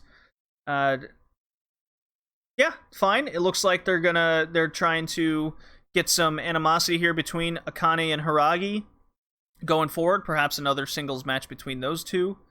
Ram Kaicho and Totoro defeated Matsuya Uno and Tei Honma, 11-22. Totoro pins Honma, shockingly, with a running Michinoku driver of all things, which was crazy, setting up a future triangle title match between Totoro, Tsukasa Fujimoto, and Honma. Makes sense all there. Chon Shiryu defeats Mochi Miyagi, 9-26. Fujimoto defeats the rookie now Ishikawa in 10-46. Just beating the hell out of her. Not enough kicking, I would say. And then Ibuki Hoshi teamed with Risa Sera and Tsukushi, defeating Bani Okawa, Hamako Hoshi, and Tekla, 16-25. This was super long. Ibuki, I think, pinned Bani, but can't really comment because the feed was so choppy and horrible, and the frame rate that this match was just impossible to watch. So, clearly they're still setting up that Ibuki versus Hamako Juku title match down the line, and it did indeed happen at the 10:48 show, which I'll talk about here. So now, the main event, Maya Kihi taking on Suzu Suzuki, went 18 minutes, 34 seconds, almost identical in time to the Arisa Asuka match that I spoke about at the top of the show from the SeaDlinnng show. To me, this was a Joshi Match of the Year contender. It went 4 minutes longer than their first encounter back at the end of November in 2019. The breakout match for Suzu Suzuki in my mind, where she started busting out that springboard drop kick. Almost immediately out of the gate, Maya starts mocking Suzu by mocking her guru. She does before big kicks. This set up the heel arrogant Maya very well, and had at least myself totally convinced this was going to be the story of Maya's downfall to the match. So excellent character work from the get-go. I did have to watch this match twice, though, because there were frame rate issues from the Nico feed. So this really downplayed how I got pissed off that first time watching it. So this match was a straight-up top me kind of battle, right? Whatever you can do, I can do better. Lots of focus on kicking, who could kick the hardest to keep the other down. Not a whole lot of moves, if you know what I mean. It was the story of the 17-year-old fighting from under, trying to topple the unstoppable, arrogant champion that Maya's become with her new personality and joining Rebel Enemy, or creating Rebel Enemy. The match was put together, I thought, great. I was invested the entire time. This is probably the biggest match feel in Joshi for the year of 2020. It kept me hoping for that Suzu big counter kick or reversal to mount her comeback, and boy did she. There was a couple instances of trading strong style strikes, which they sure did lay it in, be it a forearm or straight kick to the chest kind of combination there. No holding back. It was great. There was a rough couple spots, like an overshot flip over stunner that Maya ended up getting her head driven into the mat. A rough STO moment to follow. I thought nothing major. I've spoken about this on the past. When things get a little rough, it could very much add to the match. It adds to that exhaustion element. It adds to that, if she would have hit that better, perhaps the match could have ended, or the higher momentum would have been in her favor. In this case, Suzu's favor. The 17-year-old not quite hitting her key moves in those key moments to get that advantage on the seemingly unstoppable champion.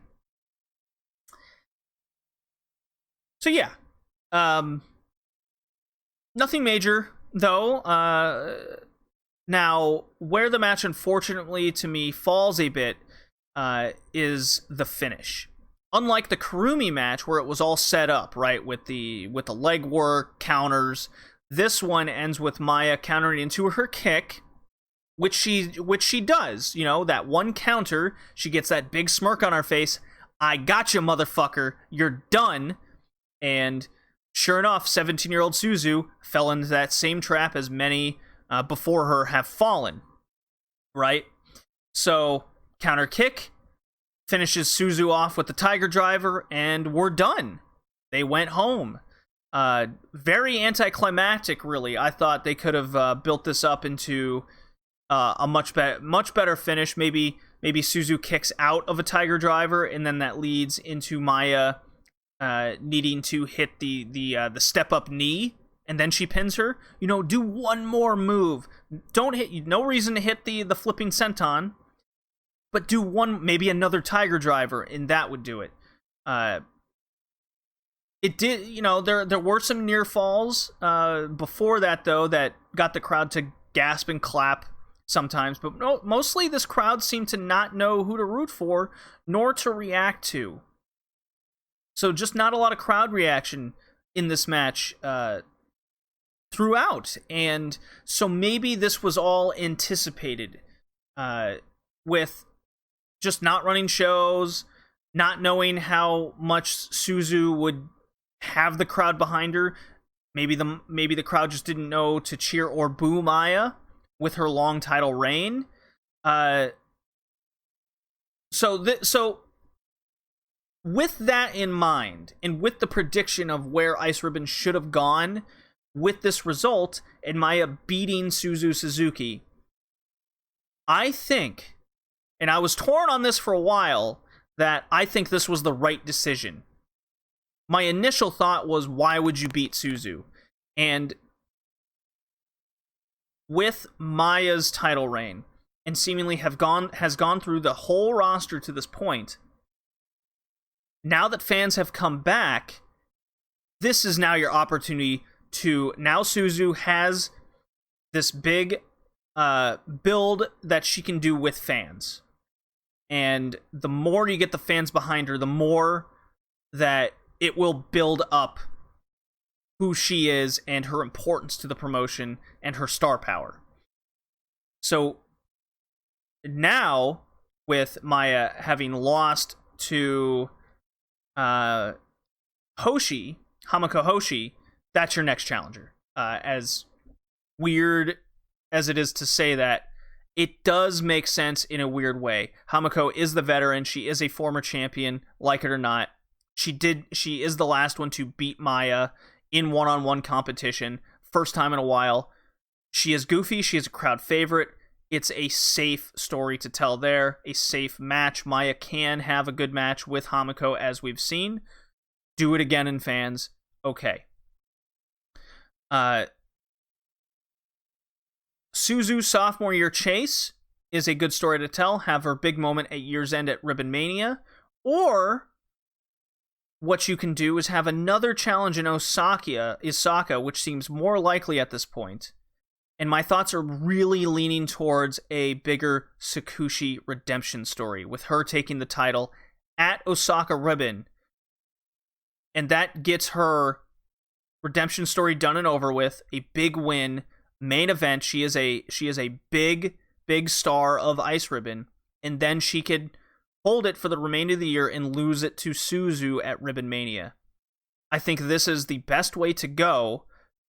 And no, you don't have to have Maya lose it there, but it is a big match, and it could also tell the bigger redemption story of Sakushi now chasing.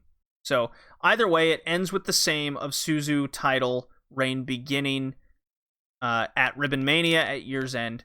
Whom she beats is kind of here and there into that. And then just right quick, 10:48 at Shinkiba, Yappy defeats Now, 6 minutes. Banyo Kaiwa and Uno defeats Tekla and Shiryu in 11 minutes, which sets up Tekla defending her underground title against Uno, because she's now lost to Uno twice, I believe.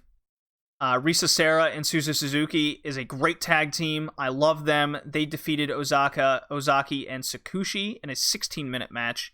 That was a lot of fun. That was probably my match of the night. There was the 6-man tag of Maya, Ram, and Rina Rebel Enemy defeating the Frank sisters, so a great 6-man tag. It was very short and sweet, to the point. Just under 14 minutes. Everyone looked great. It got Rebel Enemy over the big Frank sisters trio. Hey, that's a big thumbs up. And the triangle match was also really good. A 10-minute, 48-second match.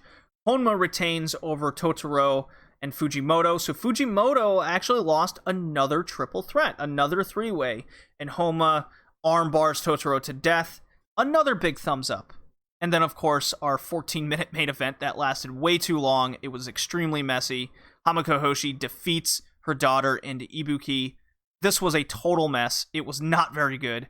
Hamako, mother-daughter, they know each other well. It's just not a good match. It's not enticing. They probably should have saved this for a smaller show or a bigger show and it be in the mid-card. Definitely not the main event. This was definitely a thumbs down from me. I didn't like it. I just don't know where they're going now with the Juku title, what the plan is. But yeah, Hamako called out Maya again, setting up their July title match. It's going to happen soon, so perhaps we'll watch it in time for the next podcast. And that does it for Ice Ribbon and Stardom. I really, really enjoyed a lot of the 3-ways, a lot of the building going on in Ice Ribbon. It was just a more impactful show. So in the Joshi War, I am giving the points to Ice Ribbon. And that takes us into Ice Ribbon's lead of 8-4 going forward. So yes. Needless to say, DDT is catching up on AEW, it being 4-9 at this point. Yeah, we can definitely see that with promotions coming back, that it's going to get interesting going forward. I have a feeling Stardom's going to pull out some big stops here, and we'll see how the war continues. And I will play my next drop. That will, I believe, take me into the Puro War Dragon.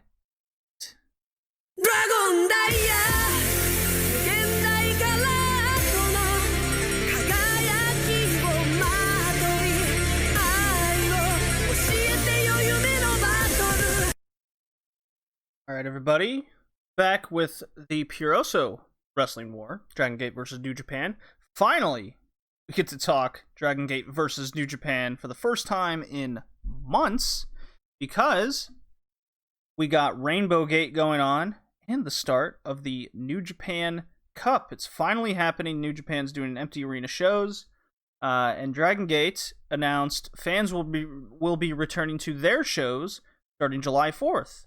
So luckily, at the end of the DDT show, Chris Brooks telling the fans his promo, and here we are, Dragon Gate really seemingly ramping up their stories again as they're getting ready to return for the fans. So I got the feeling this Rainbow Gate show was all about finishing the coronavirus period stories, or kicking them off further into its climax, getting ready for the July shows, and then getting back to the whole Yamato BB Hulk feud, really getting the faction warfare back going, etc., etc.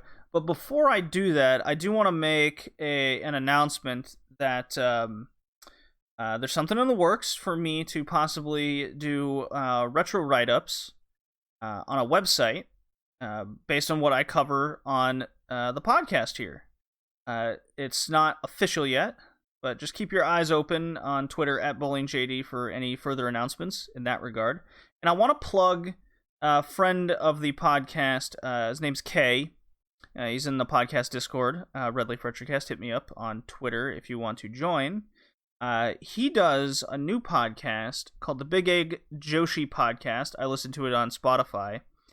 He does little historical lessons, little lessons over various Joshi promotions and how to get into them, who's relevant to them, So, his first episodes over, I believe it's his favorite Joshi promotion, Actress Girls. And he did a small little historical thing over JD Star. And then he's done 2 parts over Ice Ribbon, which is something near and dear to my heart. So go give him a listen. Go ahead, give him a try. Big Egg Joshi Podcast. He's working to get into the podcast world, and see what you think if you're into Joshi wrestling. But yes, back to Dragon Gate here. Rainbow Gate started June 13th and released on their little 1 match at a time formats over the course of the few weekends here. We got Jason Lee, UT, and OG Shiba taking on Yosuke Santa Maria, Kota Minoura, and Ho Ho Loon. Kind of a future of Dragon Gate type match, and UT is returning from injury after, he's getting back into a normal setting. He had his little return match against Ultimo Dragon. UT and Minoura start off the match to immediately make me a happy wrestling fan. A simple future of Dragon Gate style trios match. Got to see the fast-paced action we like, and it finished with Santa Maria looking damn strong and getting that pin over Shiba. Post-match, Santa Maria calls out Susumu for an All Japan Junior title shot, and then makes it a 3-way because, as I found out, Hokuto Omori from All Japan already had a title match set with Susumu.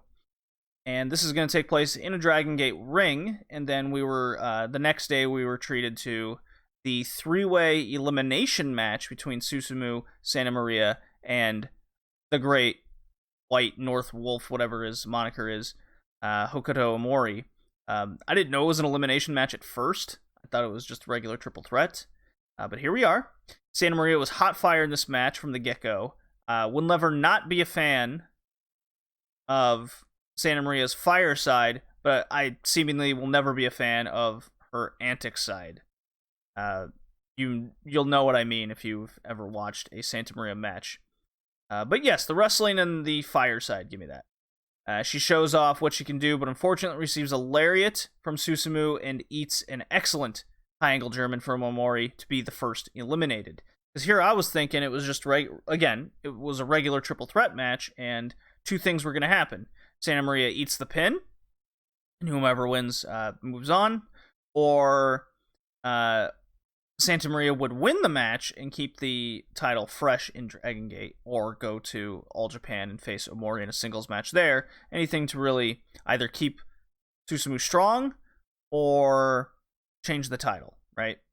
And what ended up happening there was, from there we got the great high energy exchange from Omori to Susumu's obviously consistent technical pace, adding in his lariats when needed. If you've seen a Susumu match, you always see this. And in the end, that's all we needed to put Omori away. This is the best 3-way I feel like I've seen in ages, because it's seemingly every 3-way match I see these days ends with guy hits his finisher and then gets tossed out by the third party and they end up winning. So I give a thumbs up to this 3-way. Quite liked it. We were followed by Shimizu defeating Dragon Dia. A singles match. Short version is 3rd time's the charm for Big R here. His losing ways are a thing of the past for now, with this big W for him. Dragon Dia eats his first non-tournament pin since, I want to say November last year. Basically what happened is he went for his Reptilian Rana, but Big R, being pinned on this thing one too many times, finally counters it into multiple power bombs and ends with the shot put choke slam. A fun, easy match. We end up seeing how this plays into the grander scheme of things with RED and their future ambitions, I guess, with this Big R win, how those matches play into effect. I do question why now it's okay to beat Dragon Dia. I get he's still the Triangle Champion with Ben K and SMJ, Strong Machine J, that is. Oh, hello, kitty cat. What's up? What you doing? Come on. Come here. Come here. Get off the mic table, please. There you go. Okay. Let's see how long that lasts. So yeah, I'm curious to see if they're going to continue keeping Dragon Dia this strong, or was the tournament loss the start to Dragon Dia being dialed back down a bit. Not sure why exactly you would do that. My theory is simply not ready yet, and getting that strong push for a little while was more or less him going just a little bit further up the card. He's kind of reached that plateau for now. Naruki Doi and Dragon Kid lose to Eita and Diamante. The match was fine, but the finish was underwhelming. Eita throws Doi out, counters into the super kick on Dragon Kid. Diamante hits the Dirty Dancing Bomb, aka the Vuelta Finale. Pins him. TV type match. This did nothing to further the rivalry and story of Eita versus Naruki Doi. Kind of disappointed there. That's something that I've reiterated with Dragon Gate in 2020, is they're not doing a good enough job on shows like these to get you, the fan, hyped for the rivalry in their eventual Dreamgate title match. Benkei and Kento Kabune in a tag match. They lose to Yoshida and Hyo of RED. So yes, here you go. All the Triangle Gate champions lost on this day. So clearly this sets up a Big R, Yoshida, Hyo Triangle Gate match later down the line. This finish absolutely sucked. Benkei disappears for no reason at the end of the match. Hyo low blows Kabune and just rolls him up. I'm very totally lost on the decision of how this went down. So we'll see if at least the title match will be better than what we got here. Open the Brave Gate Championship match. This is something we've been heavily waiting for. It's Ishida taking on the challenger Keisuke Okuda, the hottest rivalry currently ongoing in Dragon Gate during the COVID era.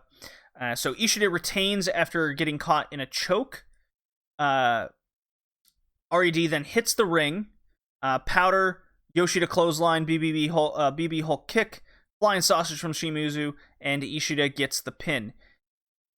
So I really enjoyed this match. I love the fire. I love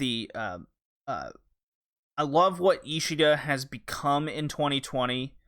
More and more, really coming to his own. The matches are always very solid, and Okuda really showed up to play here. It makes no sense why anyone from Team Dragon Gate wouldn't help out or try to stop RED from doing this, which was my biggest issue of why I didn't like the finish very much. I don't know what the real point to this was without that. It didn't totally ruin the match for me. It's still very exciting. It definitely gives me a lot of... It gives Okuda an out where he can now seemingly realistically challenge again for the title and have it in front of fans, right? So beside, maybe you keep the powder spot doing that would be okay. Just the RED interference was, I think, overkill without someone helping Okuda. The improvement on Ishida's stock continues to rise and deliver time and time again. Okuda is still pretty rough in areas. Like, there was one spot where he goes to hit the ropes, completely misses the top rope, almost wrecks himself falling outside, but he luckily catches himself enough to stay on the middle rope, and so that was pretty scary. This reminded me of what you'd see from a modern WWE NXT match. Good match until the finish. That's the catchphrase there. Standard tag match was the following weekend. Ultimo Dragon and Genki Horiguchi and Ryo Saito. They take on Yamato, KZ, SMJ. SMJ pins Saito. Didn't like this one much at all. Lots of weird comedy. It just didn't click with me. Taketo Kamei versus Kagetora. This was good. This was a good competitive match.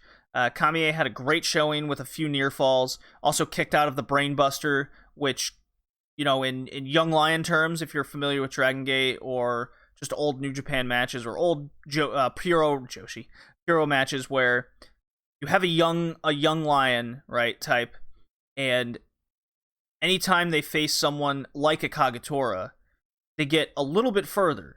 Like they let's say 6 months ago, they lose to that Brainbuster, and now he's kicking out of it, and this time Kagetora wins with the Last of the Dragon move, and excellent solid showing from Kagetora. He really showed up for work in this match. Nice one here. I really enjoyed this. tag match, Dragon Gate versus RED. That's Okada teaming with Jason Lee. Great combination. I do like these two. Versus Ishida and Hyo. Okada jumps Ishida at the bell, and they brawl at first until calming down to a basic tag affair. Yeah, standard Dragon Gate tag match, highlighting the clear continuation of the Okada-Ishida story there. Okada wins and still has his sights set on Ishida. Fine, nothing spectacular, but it made it clear to me that the Okada-Ishida thing is not done, which was really nice to see. Naruki Doi and Genki Horiguchi lose to KZ and Jimmy, as KZ hits his running back elbow on Genki for the win. So, kind of a repeat of that trios match, basically, that I didn't quite care for. Yamato, UT, and Kota Minoura. This is a trios match of Dragon Gate versus an RED team of Eita, BB Hulk, and Big R Shimizu. This was definitely something I recommend as well. This was seemingly to reignite that BB Hulk. It reignited BB Hulk in the ring, and boy did he look great.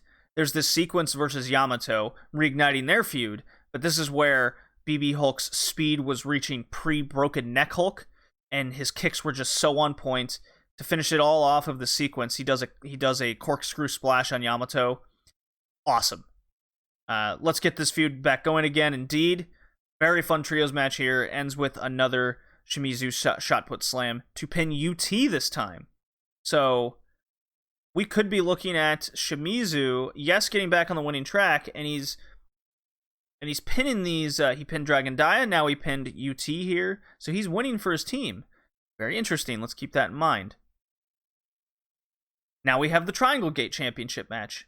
That's our champions Ben-K, SMJ, and Dragon Dia taking on Masato Yoshino, Don Fuji, and Yasushi Kanda. So this is I don't really remember why this match came to be. You'd think it'd be the RED team, but they did already wrestle. This match had its ups and downs for me. It was extremely solid and worked, but lacked that total investment, and anticipation going in. Because here I was thinking that the RED team was going to be the challengers. I don't quite remember why the Yoshino team is here. I don't even think they were the champions that beat them, actually. Or the champions that were beaten. Yoshino versus Ben-K was a very good matchup there, and more than halfway through, got a real good submission choke. Yoshino does when he had Ben-K dead to rights just before SMJ was able to break this up. And the finish of this was absolutely excellent. What happens is Ben-K cuts Fuji in half with his big spear, and Kanda and SMJ take the ref out accidentally as Kanda's trying to break up the pin and SMJ tries to leap and stop him. They land on the ref, and RED immediately runs from the back, Eita included, just jumps Yoshino, trying to screw him. So they're continuing the Eita Yoshino story, which is a big part of my prediction of how Eita's King of Gate post King of Gate situation is going to be, is going after Yoshino. Yoshino does manage to avoid disaster from RED, but then Dragon Dia hits the ring, hits the ropes, hits the Reptilian Rana, and pins Yoshino, surprisingly enough. A huge win for Dia and his team. So Dia, yes, he lost to Shimizu, but this is a huge, huge victory, getting the pin over the big Yoshino. This show absolutely nailed in getting the stories and feuds back on track and ready for those shows in July coming with fans. I am ready. It's a good time to anticipate what's coming for Dragon Gate going forward in 2020. I have no idea what Yoshino nor Eita exactly said post-match, but I can kind of guess with the storyline going. But I'm really curious to what Eita had to say about Shimizu. I have my guesses that he's not happy with how Shimizu kind of screwed the pooch on them exactly screwing Yoshino, because that could have easily backfired into Yoshino winning the titles, which was the opposite of what they wanted. So, big win for Dragon Gate there on that note. New Japan Cup update. But first, I'm going to play my drop for New Japan.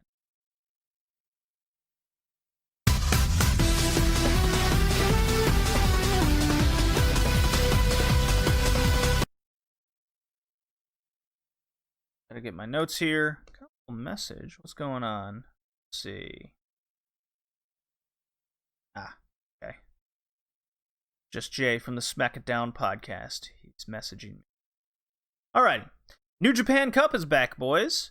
This is going to be more or less a quick review. My top 3 matches of New Japan, the New Japan Cup so far. We're 5 days into it. Just a little bit into out of the first round. My day 1 recommended match is from Honma, which he lost to Hiromu in a battle of the busted necks. Hiromu pulled off a DVD on the apron to Honma because I guess their necks were too intact this week. So just insane, and the way this was worked definitely, I think, pulled the viewer in. So bravo to these guys. If you had any of your doubts that Hiromu Takahashi isn't one of the best in the world, definitely watch this match. And then Ishii defeated Desperado via the Brainbuster. This was This is my 3rd favorite match of what we've seen so far from the New Japan Cup. Ishii looks to be moving better after the break, and the dynamic of working with a junior heavyweight is and someone we seemingly rarely see fight in singles matches. So someone like Ishii, this was real fun to watch. I recommend it. Desperado was I want to see more Desperado singles matches going forward. And then the other results from day 1 were Maccabi defeats Tsuji, Maccabi's best match in ages, arguably. Yano defeats Jado in possibly the worst match in ages in New Japan, actually. So, tale of 2 stories there. Day 2. Oh my god, day 2. Fucking Yuji Nagata defeats Minoru Suzuki. Both guys beat each other up to look like old hot dogs in the battle of the grumpy dads fighting in the driveway that is a New Japan ring. Moses and Shiva bless these two for giving us the greatest wrestling match ever on this day. The finish was awesome too, as Nagata hits a back suplex, bridging pin to win after this battle. 20 minutes, 36 seconds.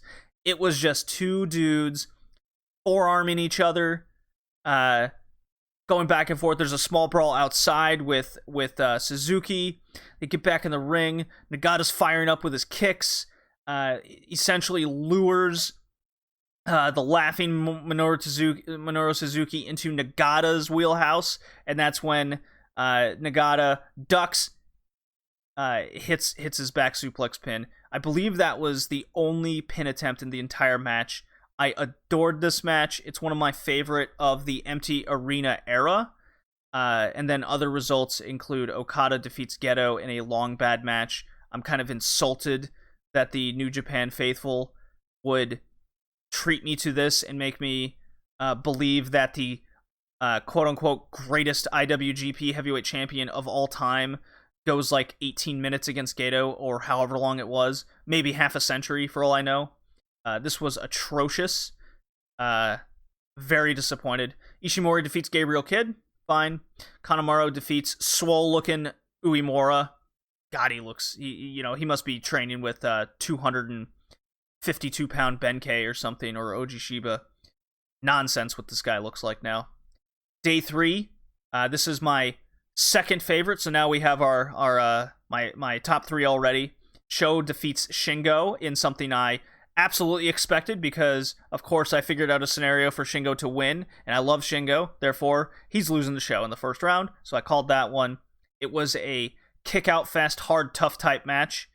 Sho even looked shocked after following up with a slow-ass arm lock that he did. He transfers that into a cross-arm pile driver. Great look on his face where he's like, I fucking got him? Holy shit! He follows through with the shock arrow to win. It's his biggest win of his career, no doubt. Probably sets up an open weight title match versus Shingo at Dominion. So hopefully Shingo's neck is alright getting dumped the way he did. These two gelled so well together. At this is the type of match where you forget there's no crowd because of the way they worked, because of the way they timed everything out, because of the hard hitting. These two just got it, right? It's like watching Daniel Bryan. He just knows what to do in any situation. Or Bryan Danielson, mind you. Other results included Sonata defeats Taguchi. Ibushi defeats Zack Sabre Jr. via he does a knee. So Zack Sabre Jr. goes for kind of the wrestling shoot at the knee, and Ibushi just fucking buries him with a big knee to the face, hits a Kamigoye to win. So the match was fine. It was just, it didn't work very well in the empty arena. Taichi defeats Tanahashi clean as a whistle. I didn't think this match was bad, but I don't think it was great, right? It was fine, maybe even good, because Tanahashi is that type of guy where you're gonna work, right? Tanahashi's gonna make you do shit, and Taichi did shit, so therefore, match was fine. Very interesting. Due to the result of this match, I listened to various, whether it's The Torch, Wrestling Observer Radio, Pro Wrestling Boom, etc. They all kind of have a theory that this is an opportunity for Taichi to possibly win the New Japan Cup, which is very interesting. This could be the time where they pump him forward. Interesting theory. I personally don't see him beating Ibushi, but anything's possible, I suppose. Day 4 results. This was definitely the weakest of the shows, just not very interesting. Bushi defeats Yoshihashi defeats Tenzan, better than expected match. Goto defeats Yujiro, and Evil defeats Kojima, not so great in my opinion. Day 5, start of the second round. Ishii defeats Makabe, big thick man lariat match. Gives a good picture in your head. Hiromu defeats Yano in a hilarious one. Hiromu wins via tying up Yano's hands and blindfolds him, then throws him in the elevator and sends him to the lower floors. Hiromu, meanwhile, was tied to Uemura, so he has to three-legged race his way back into the ring before the countout. Very funny, very fun. Hiromu even came to the ring looking all worried, like he's going to get jumped from behind. He had a big construction worker's hard hat on. It was funny. And then Okada defeats Nagata in a 20-minute, 14-second match. I really liked more Nagata here, honestly. Very great seeing him go in these first 2 rounds. I was really hoping for the Nagata New Japan Cup run after his big Suzuki win. This could have been an opportunity to get something more out of Nagata, I feel. But instead, it is just noted that Okada won with the $1 Million Dream. Again, that head and arm choke. So they're getting over that submission hold. Okada just was Okada. Nothing terribly wrong with it. But coming off that, he just didn't... Like, Nagata looked great.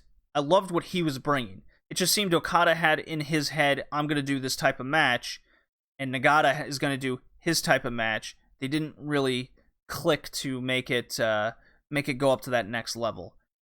That's what was disappointing to me. So, looking forward to the rest of the New Japan Cup.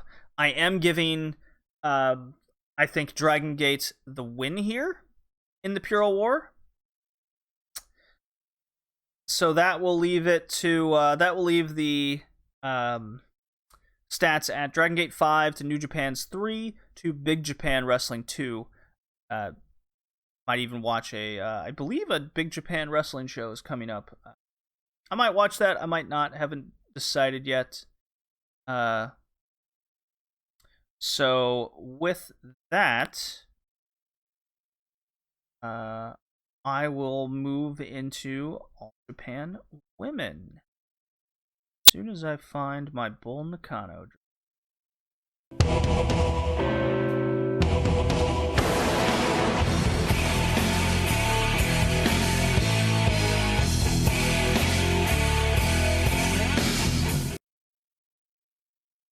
Alrighty.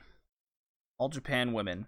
This one's going to be short. I was very much anticipating this All Japan Women's Classic episode, which is episode 23 if you're watching along via the Google Drive from Puroresu Dream. You can also grab this from Samurai TV in various ways.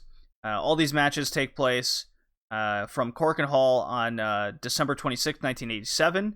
Although I believe the main event was December 6th, 1987. Couldn't get a clear answer on that one. Hardly matters. December 1987. I believe this is our last match from the year, and then we're into 1988, the year of my birth, the greatest year that ever existed. We get the Yasuko Ishiguro retirement. It's a 5-minute exhibition match. Ishiguro versus Hirata. Yep, sure was. Ishiguro retires. Never saw her on this journey, so not much emotion here. Dead crowd. Just kind of came and gone. Nothing to say. All Japan Junior Championship League final match. The title was vacant. Not sure why. I couldn't find an answer of why in late 87 it was vacated. But we got this. This was weird. So the title was Mika Suzuki versus Kaoru Maeda. Okay? So prior to this match, Maeda beat someone else, not Mika Suzuki, in 4 minutes, and she had a heavily taped up right shoulder. And then she faced Mika Suzuki. My God, this crowd was basically silent. This was so hard to watch. And it got me thinking, I think this is the match where there's 3 people and a winner is crowned when they get 2 wins in a row. That stipulation. Because once Maeda beats Suzuki, the first girl comes in and they have a real boring mat work type match, and Maeda gets the win. I think I have that right. I do not recommend this match at all because it wasn't exciting. It was just more or less confusing and trying to listen to the announcer announce who it was and what was going on. We get a singles match that follows. It's Hisako Uno versus Mika Takahashi. And boy, if you want a match of doing leg mat work seemingly the entire time, then this is the match for you. I damn near fell asleep at this point watching the show. Lots of roll-up near falls after the legwork is finally done. And from there, Uno just floats over, gets the clutch pin win. This is a hard skip. This is one of the worst AJW Classics episodes I've seen. There's just nothing on this show. And that was 35 minutes. And now, for the rest of the time, it's the Devil Masami retirement match, which is something I was hyping up in my head. You know, I've loved watching Devil Masami on this journey. I've seen her essentially since day one. I saw her title reign, which was really awesome. She's facing Chigusa Nagayo, who seems to gained a little bit of weight. Kind of noticeable. So as a match, it was what we've come to expect from these AJW retirement matches, where it's a highlight move package type match. It goes to its allotted time, the bell rings, Masami got more offense in on Nagayo at the end there, and the second that bell rings, Masami immediately bursts out into tears and just collapses on Nagayo, embracing her. I'm like, what am I seeing here? Nagayo is definitely sad herself, yet she holds back her own tears. Just that big worried frowned eyebrows, that kind of gives it away. And then Masami here is losing it. She is clearly not ready to retire. It is not the face of someone ready to retire. Everything about her body language isn't ready. You can tell it's just that dumb age maximum that once you reach this age, you have to retire. It's that mandatory thing. Masami doesn't want to do it. It's very obvious that, it's very clear why she came out of quote-unquote retirement, later going to, I think it was JD Star that she ended up going to, and it's Gaura, a couple others.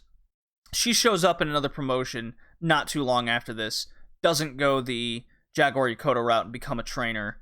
Maybe she did at first. Didn't really look into that much, but very emotional state here for Devil Masami. She just can hardly cut a promo. And then they do the whole flowers, everyone meets her in the ring. And that was the show. Very disappointing, honestly. But the Devil Masami kind of watching that unfold before my eyes, that is something I recommend checking out. It's a fascinating jaunt down history road there. So, let's move on to New Japan through the 90s.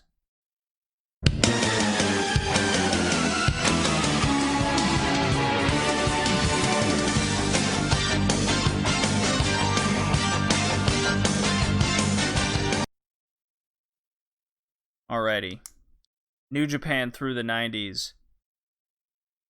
Another rough one, guys. The Retro Watch was not high praises this time around. Really only one match to truly talk about, but I watched more than that. It's New Japan through the 90s, March to May 1st, 1992.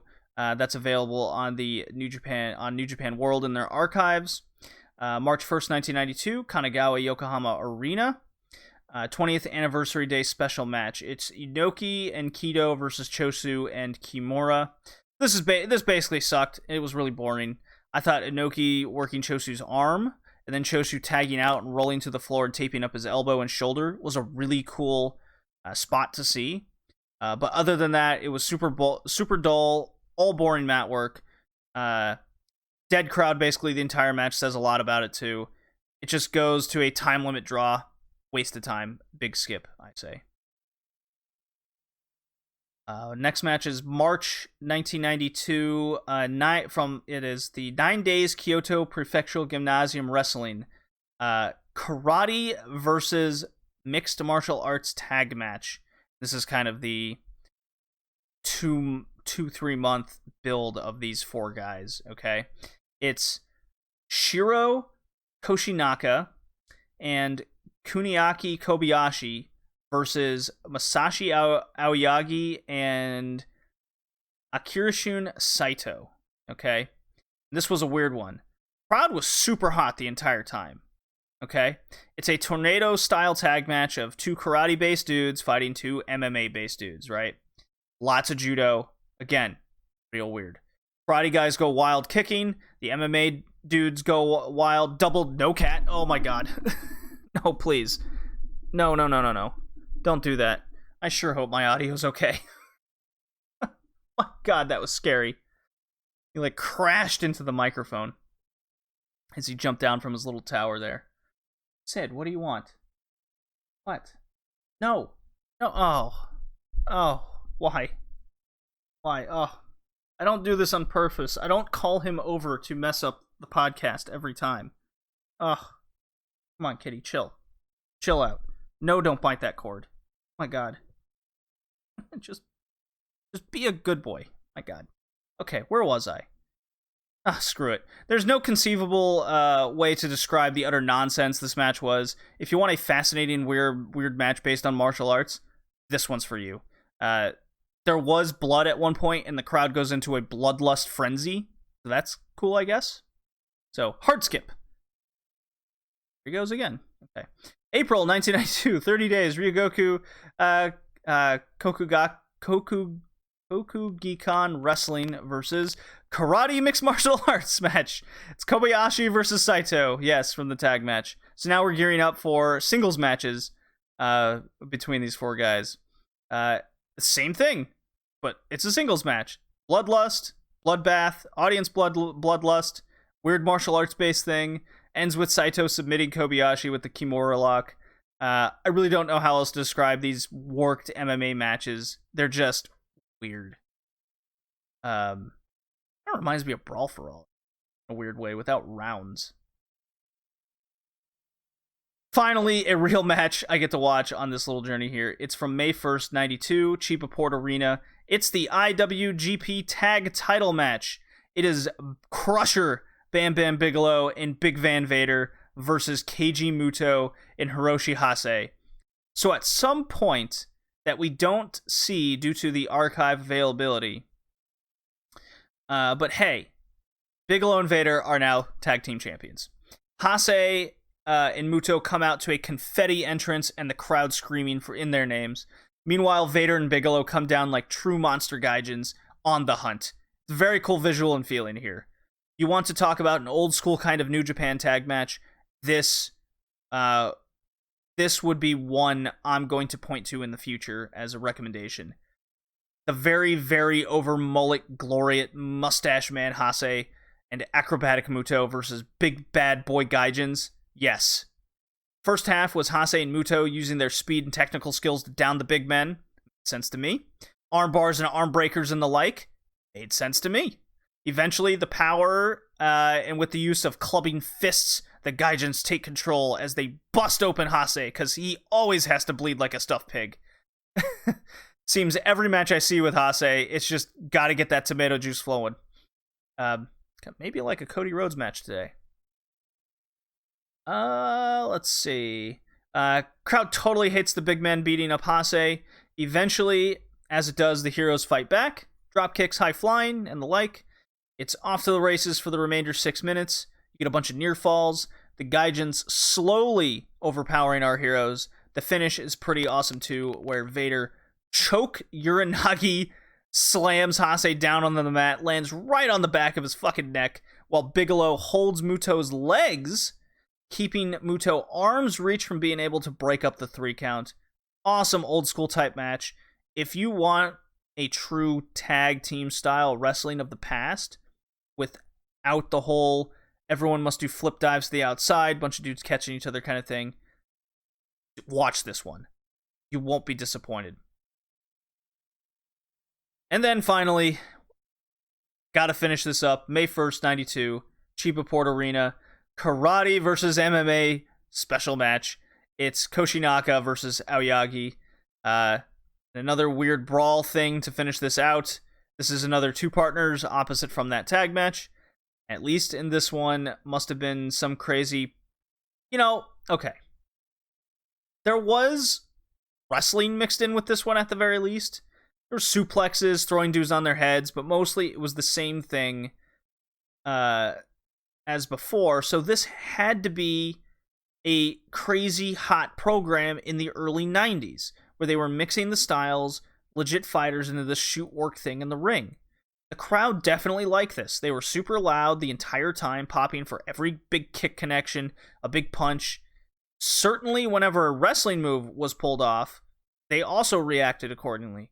So I'm definitely missing something on the appeal of these guys fighting like this. Somehow there was no blood in this match, so we didn't get the bloodlust crowd feel. Ends with Shiro unable to make a 10 count. This was a super weird retro watch section, to say the least, guys. So next up in the archive is the May 17th, 1992 show from Osaka Castle Hall. There's 7 matches to go through there, so if you want to watch along, there you go. That'll take me finally into the last segment. Mark it down. Going to our last little Nitro segment. Play the drop.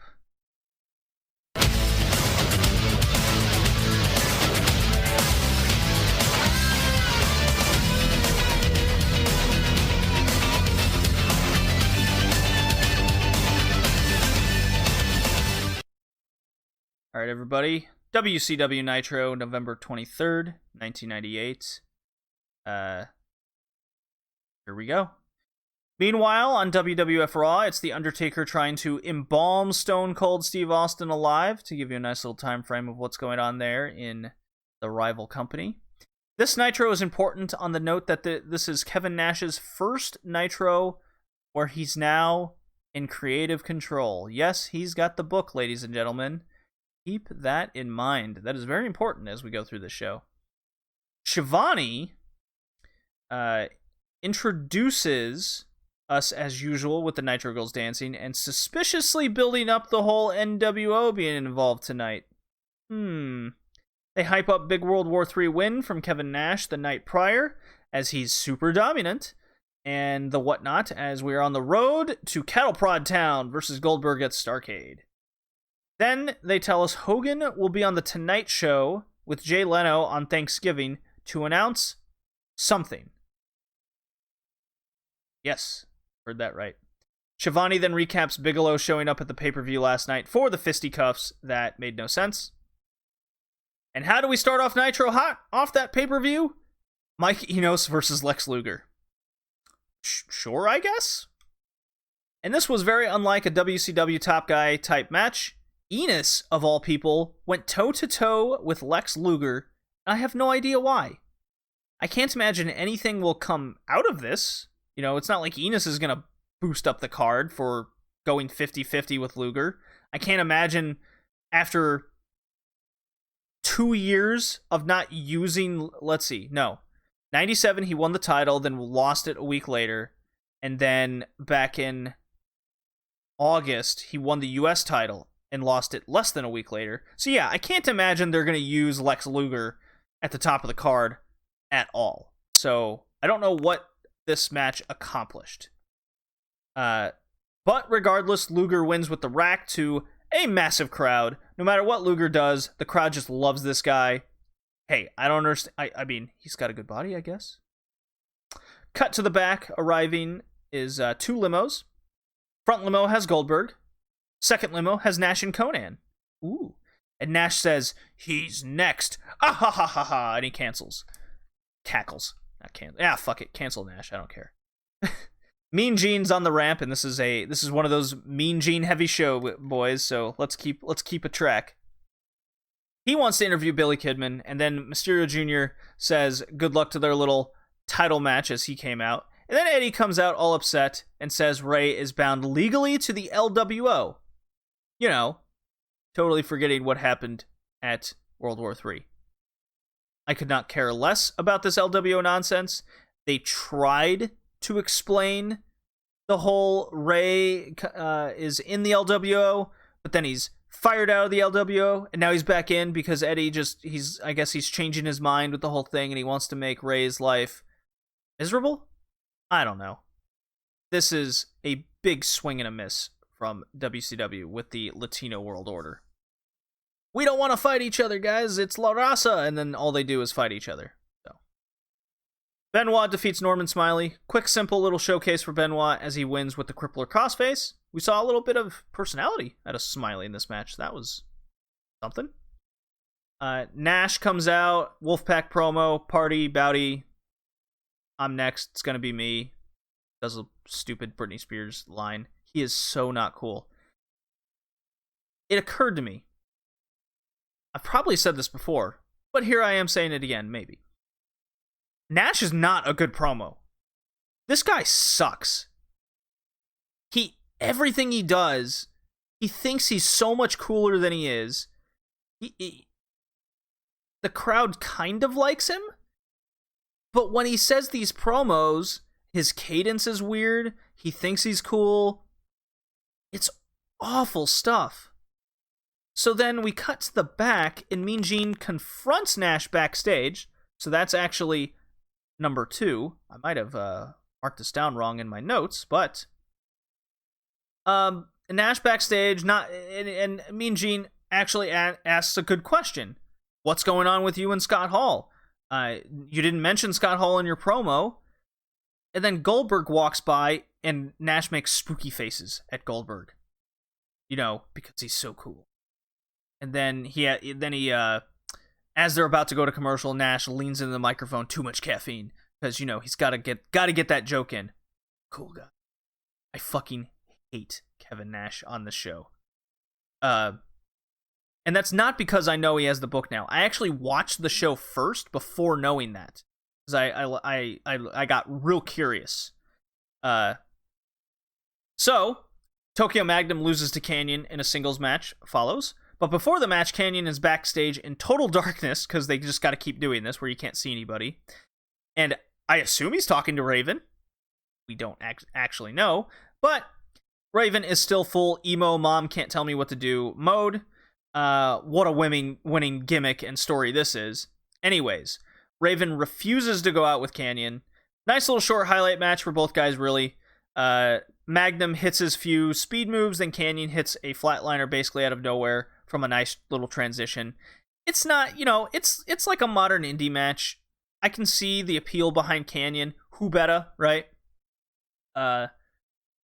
It, like, from a match story perspective, it makes zero sense, but from an entertaining perspective, these are pretty okay, right? Glacier's full entrance time, always cool. 3-match streak for Glacier's entrance. Full entrance here on Nitro and World War III. He's against Bobby Duncombe Jr. This match was weird and off the entire time, all the way to the finish too, where Duncombe is in control, goes for his bull rope and cowbell, and then it gets taken away. Glacier punches him. Duncan ducks and counters a second punch to hit the stroke finisher of all things and pins him. Very odd to say the least. At this point, I am 46 minutes into Nitro, and I don't totally and completely hate this. Feels like ages since I've said that. Could be a record since, well, June, when I switched from Thunder to Nitro?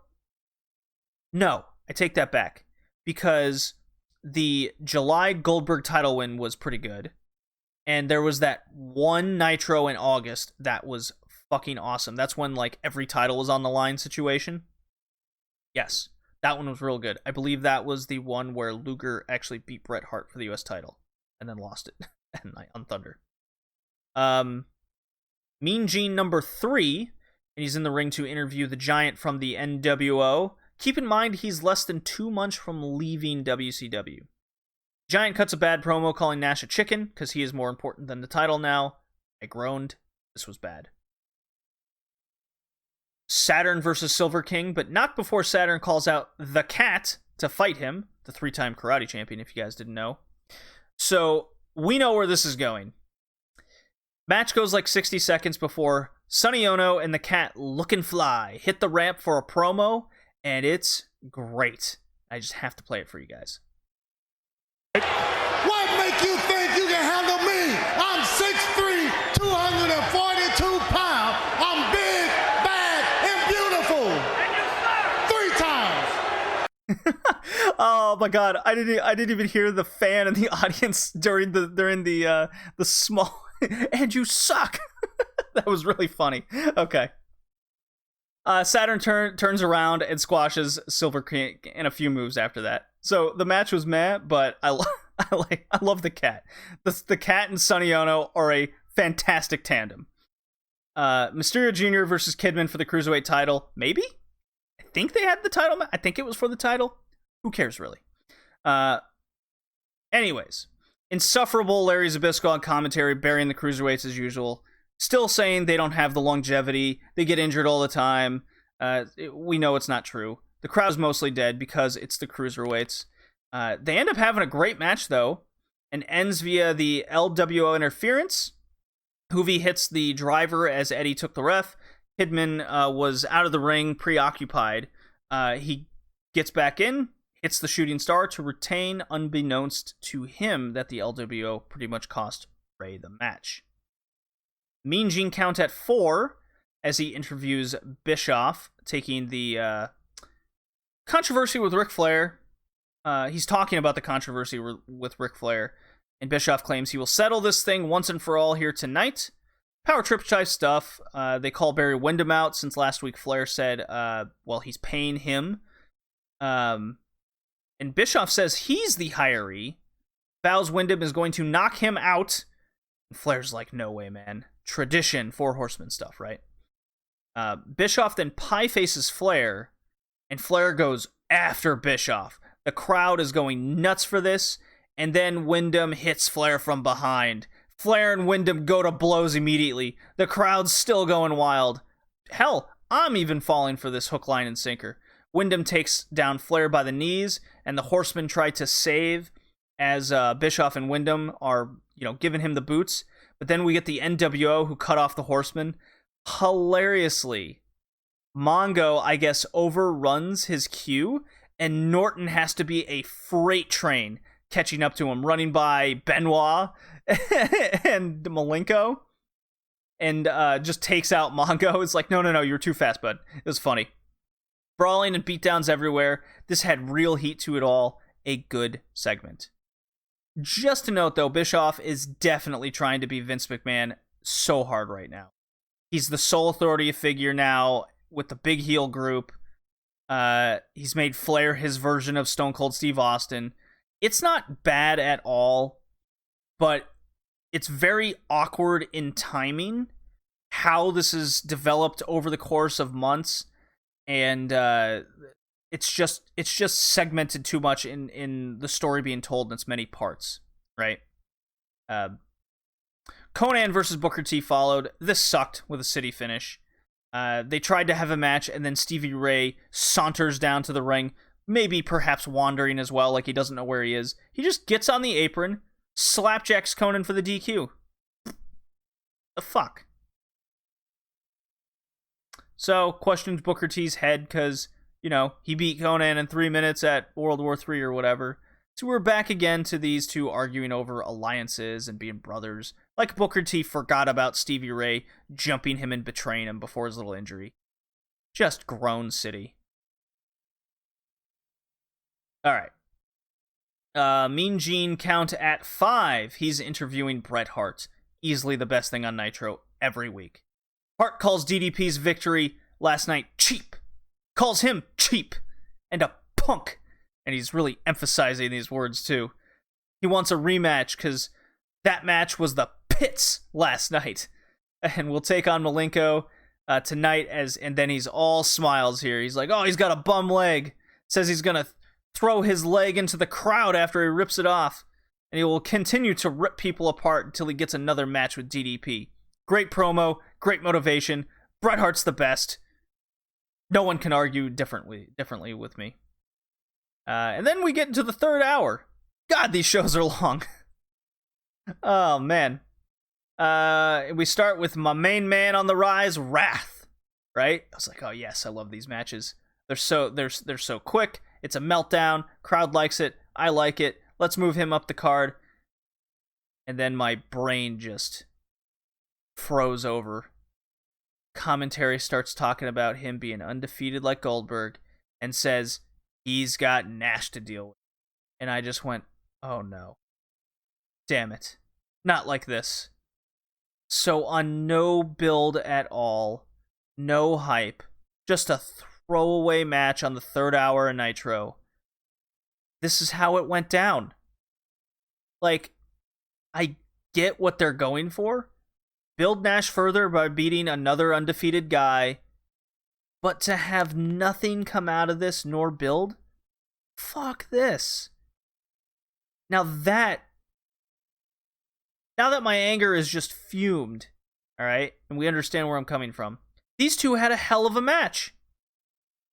Wrath bicycle kicks Nash, drop kicks him, Nash goes over the top rope into the floor, Nash actually ran with his shit legs. It was good. I mean, Nash gets back in the ring, they have a big man fight, Nash hits his big boot, big powerbomb, beats him.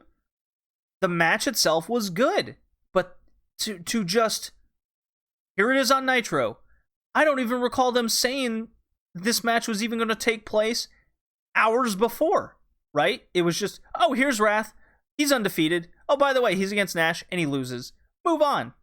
Ugh. Huge shaking my head moment. This right here. This is why WCW was falling into the abyss.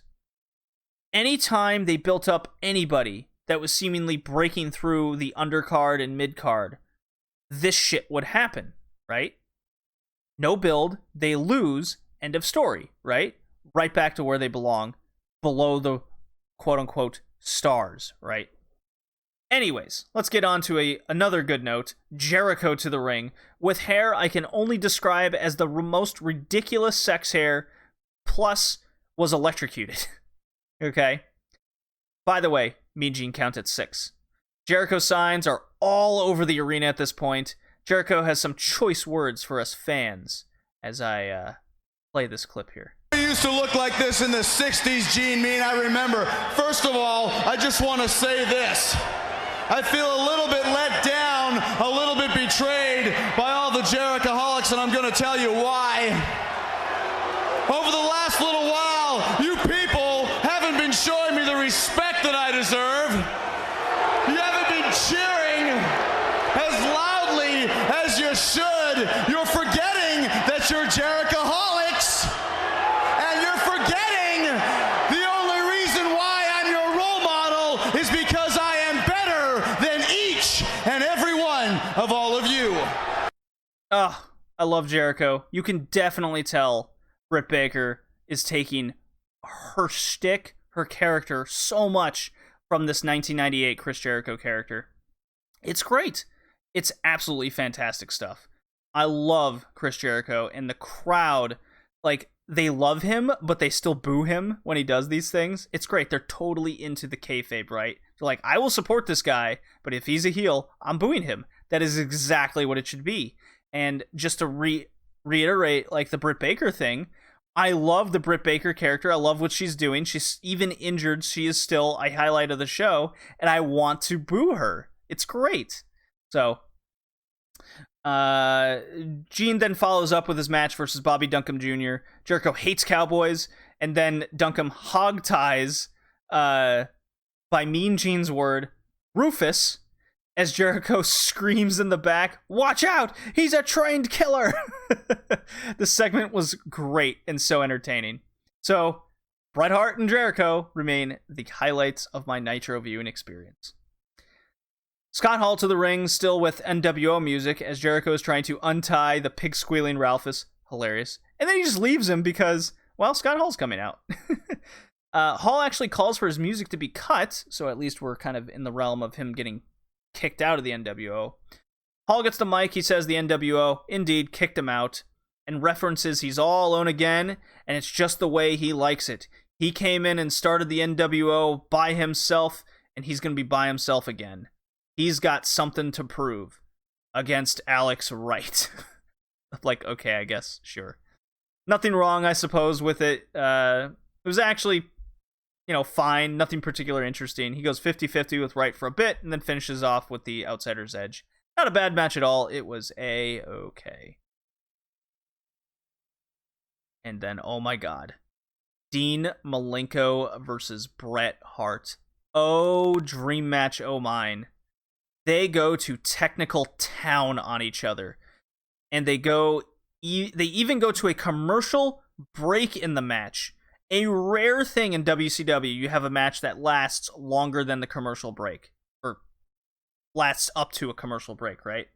They have a long match, very enjoyable. Malenko puts up a great fight with his bum knee that was being worked on. That got Pillmanized the week prior. They got a sleeper hold over, of all things. And Bret finally gets a hold of Malenko's knee as he was trying to go for it the entire match. Bobby Heenan does a phenomenal job telling the story inside the ring here. So, explaining the strategy and mindset of each wrestler, Hart wanting to lure and target Malenko, while Malenko is playing the safe and smart game at it all, protecting the knee, right?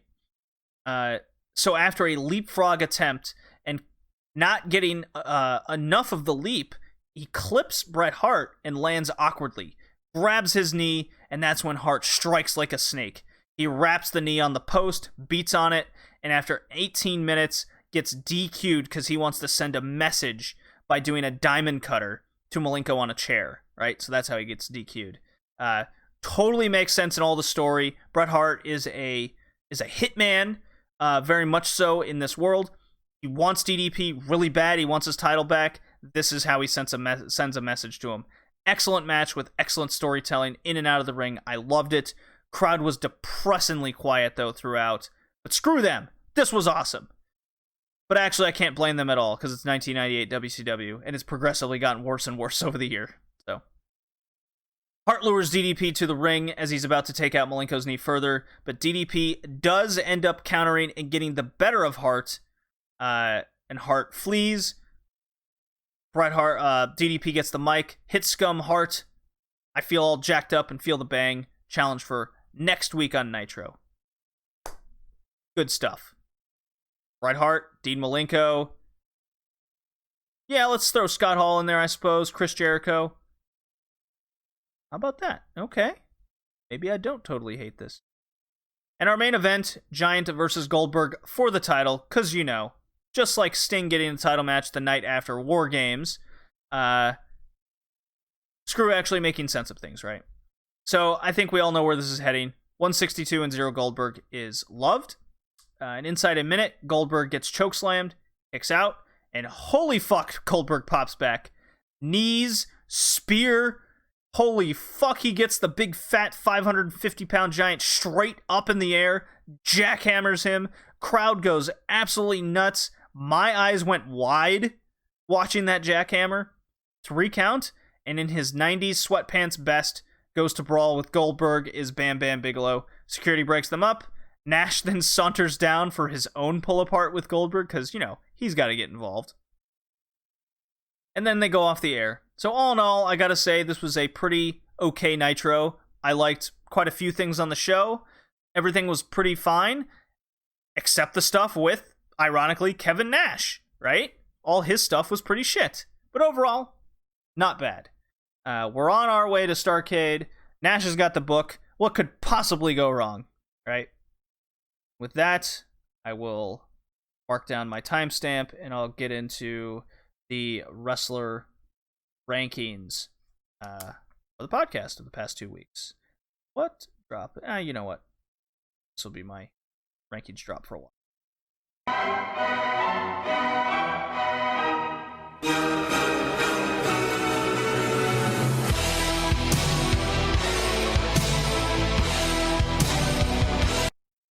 Yes, wrestler rankings of the past 2 weeks. Jon Moxley still reigns supreme in the men's rankings at 78 points, while there is a 3-way race in the women's rankings with Mayu Kihi and Sakushi tied at 44 and Tsukasa Fujimoto at 43. So what is the rankings this time around? Well, I'm going to start with the women here. Tam Nakano and Julia go 10-9, 10th place, 9th place, respectively, for their return to Stardom and being the highlight of that show, I feel. Hikaru Shida gets rank 8 there for the 2 weeks. Good fire building up her match with Penelope Ford, getting ready for Fyter Fest. And then we got our Actress girls making their appearances here. Teihonma Miyuki Takase. Solid ring work, solid character work there. Britt Baker manages to get 5th again for continuing to just be the highlight, one of the big highlights of AEW and building up her character. I absolutely love the note passing to Tony Schiavone. I love her mocking of Big Swole. I love Swole kidnapping her and throwing her in the dumpster. And my God, the friendship timeout thing is my new favorite thing in wrestling. I absolutely love it. And if any of you come to me on Twitter with any backtalk at BowlingJD, you will be no doubt in friendship timeout. Mark my word. And then the top 4 shouldn't come as any surprise with the best matches there. It goes like this: 4 Suzu, 3 Asuka, 2 Maya, and 1 Arisa Nakajima. Shouldn't be any shock. I've went into detail of those each of those 2 matches. So let's move on to the men, which in this case is 15 Natural Nightmares. That's Rhodes and QT Marshall. I really thought of putting the tag team Nautilus here instead, but I went with keeping Yuki Ueno separate because he's a heavily featured singles star. And in those tag matches, I feel like he's more important and featured, if that makes any sense. 14, Omega Page. They're actually going to split the 2 points here, 1 apiece. 13, Susumu Yakotsuka. 12, Santa Maria. 11, Ishida. 10, I'm actually going to Efter. So that tag team, solid tag matches. I could totally see them rising up the ranks here with some good matches going forward. 9, Ishii. 8, Shingo. 7, Best Friends. That includes the whole trio there. 6 Cody, 5 Ricky Starks. I absolutely adored that TV style match. I've said this again. Cody is an excellent TV wrestler, right? But when it comes to the big matches, which, mark my words, at Fyter Fest, going up against Hager of all people, I think that's going to be a stinker.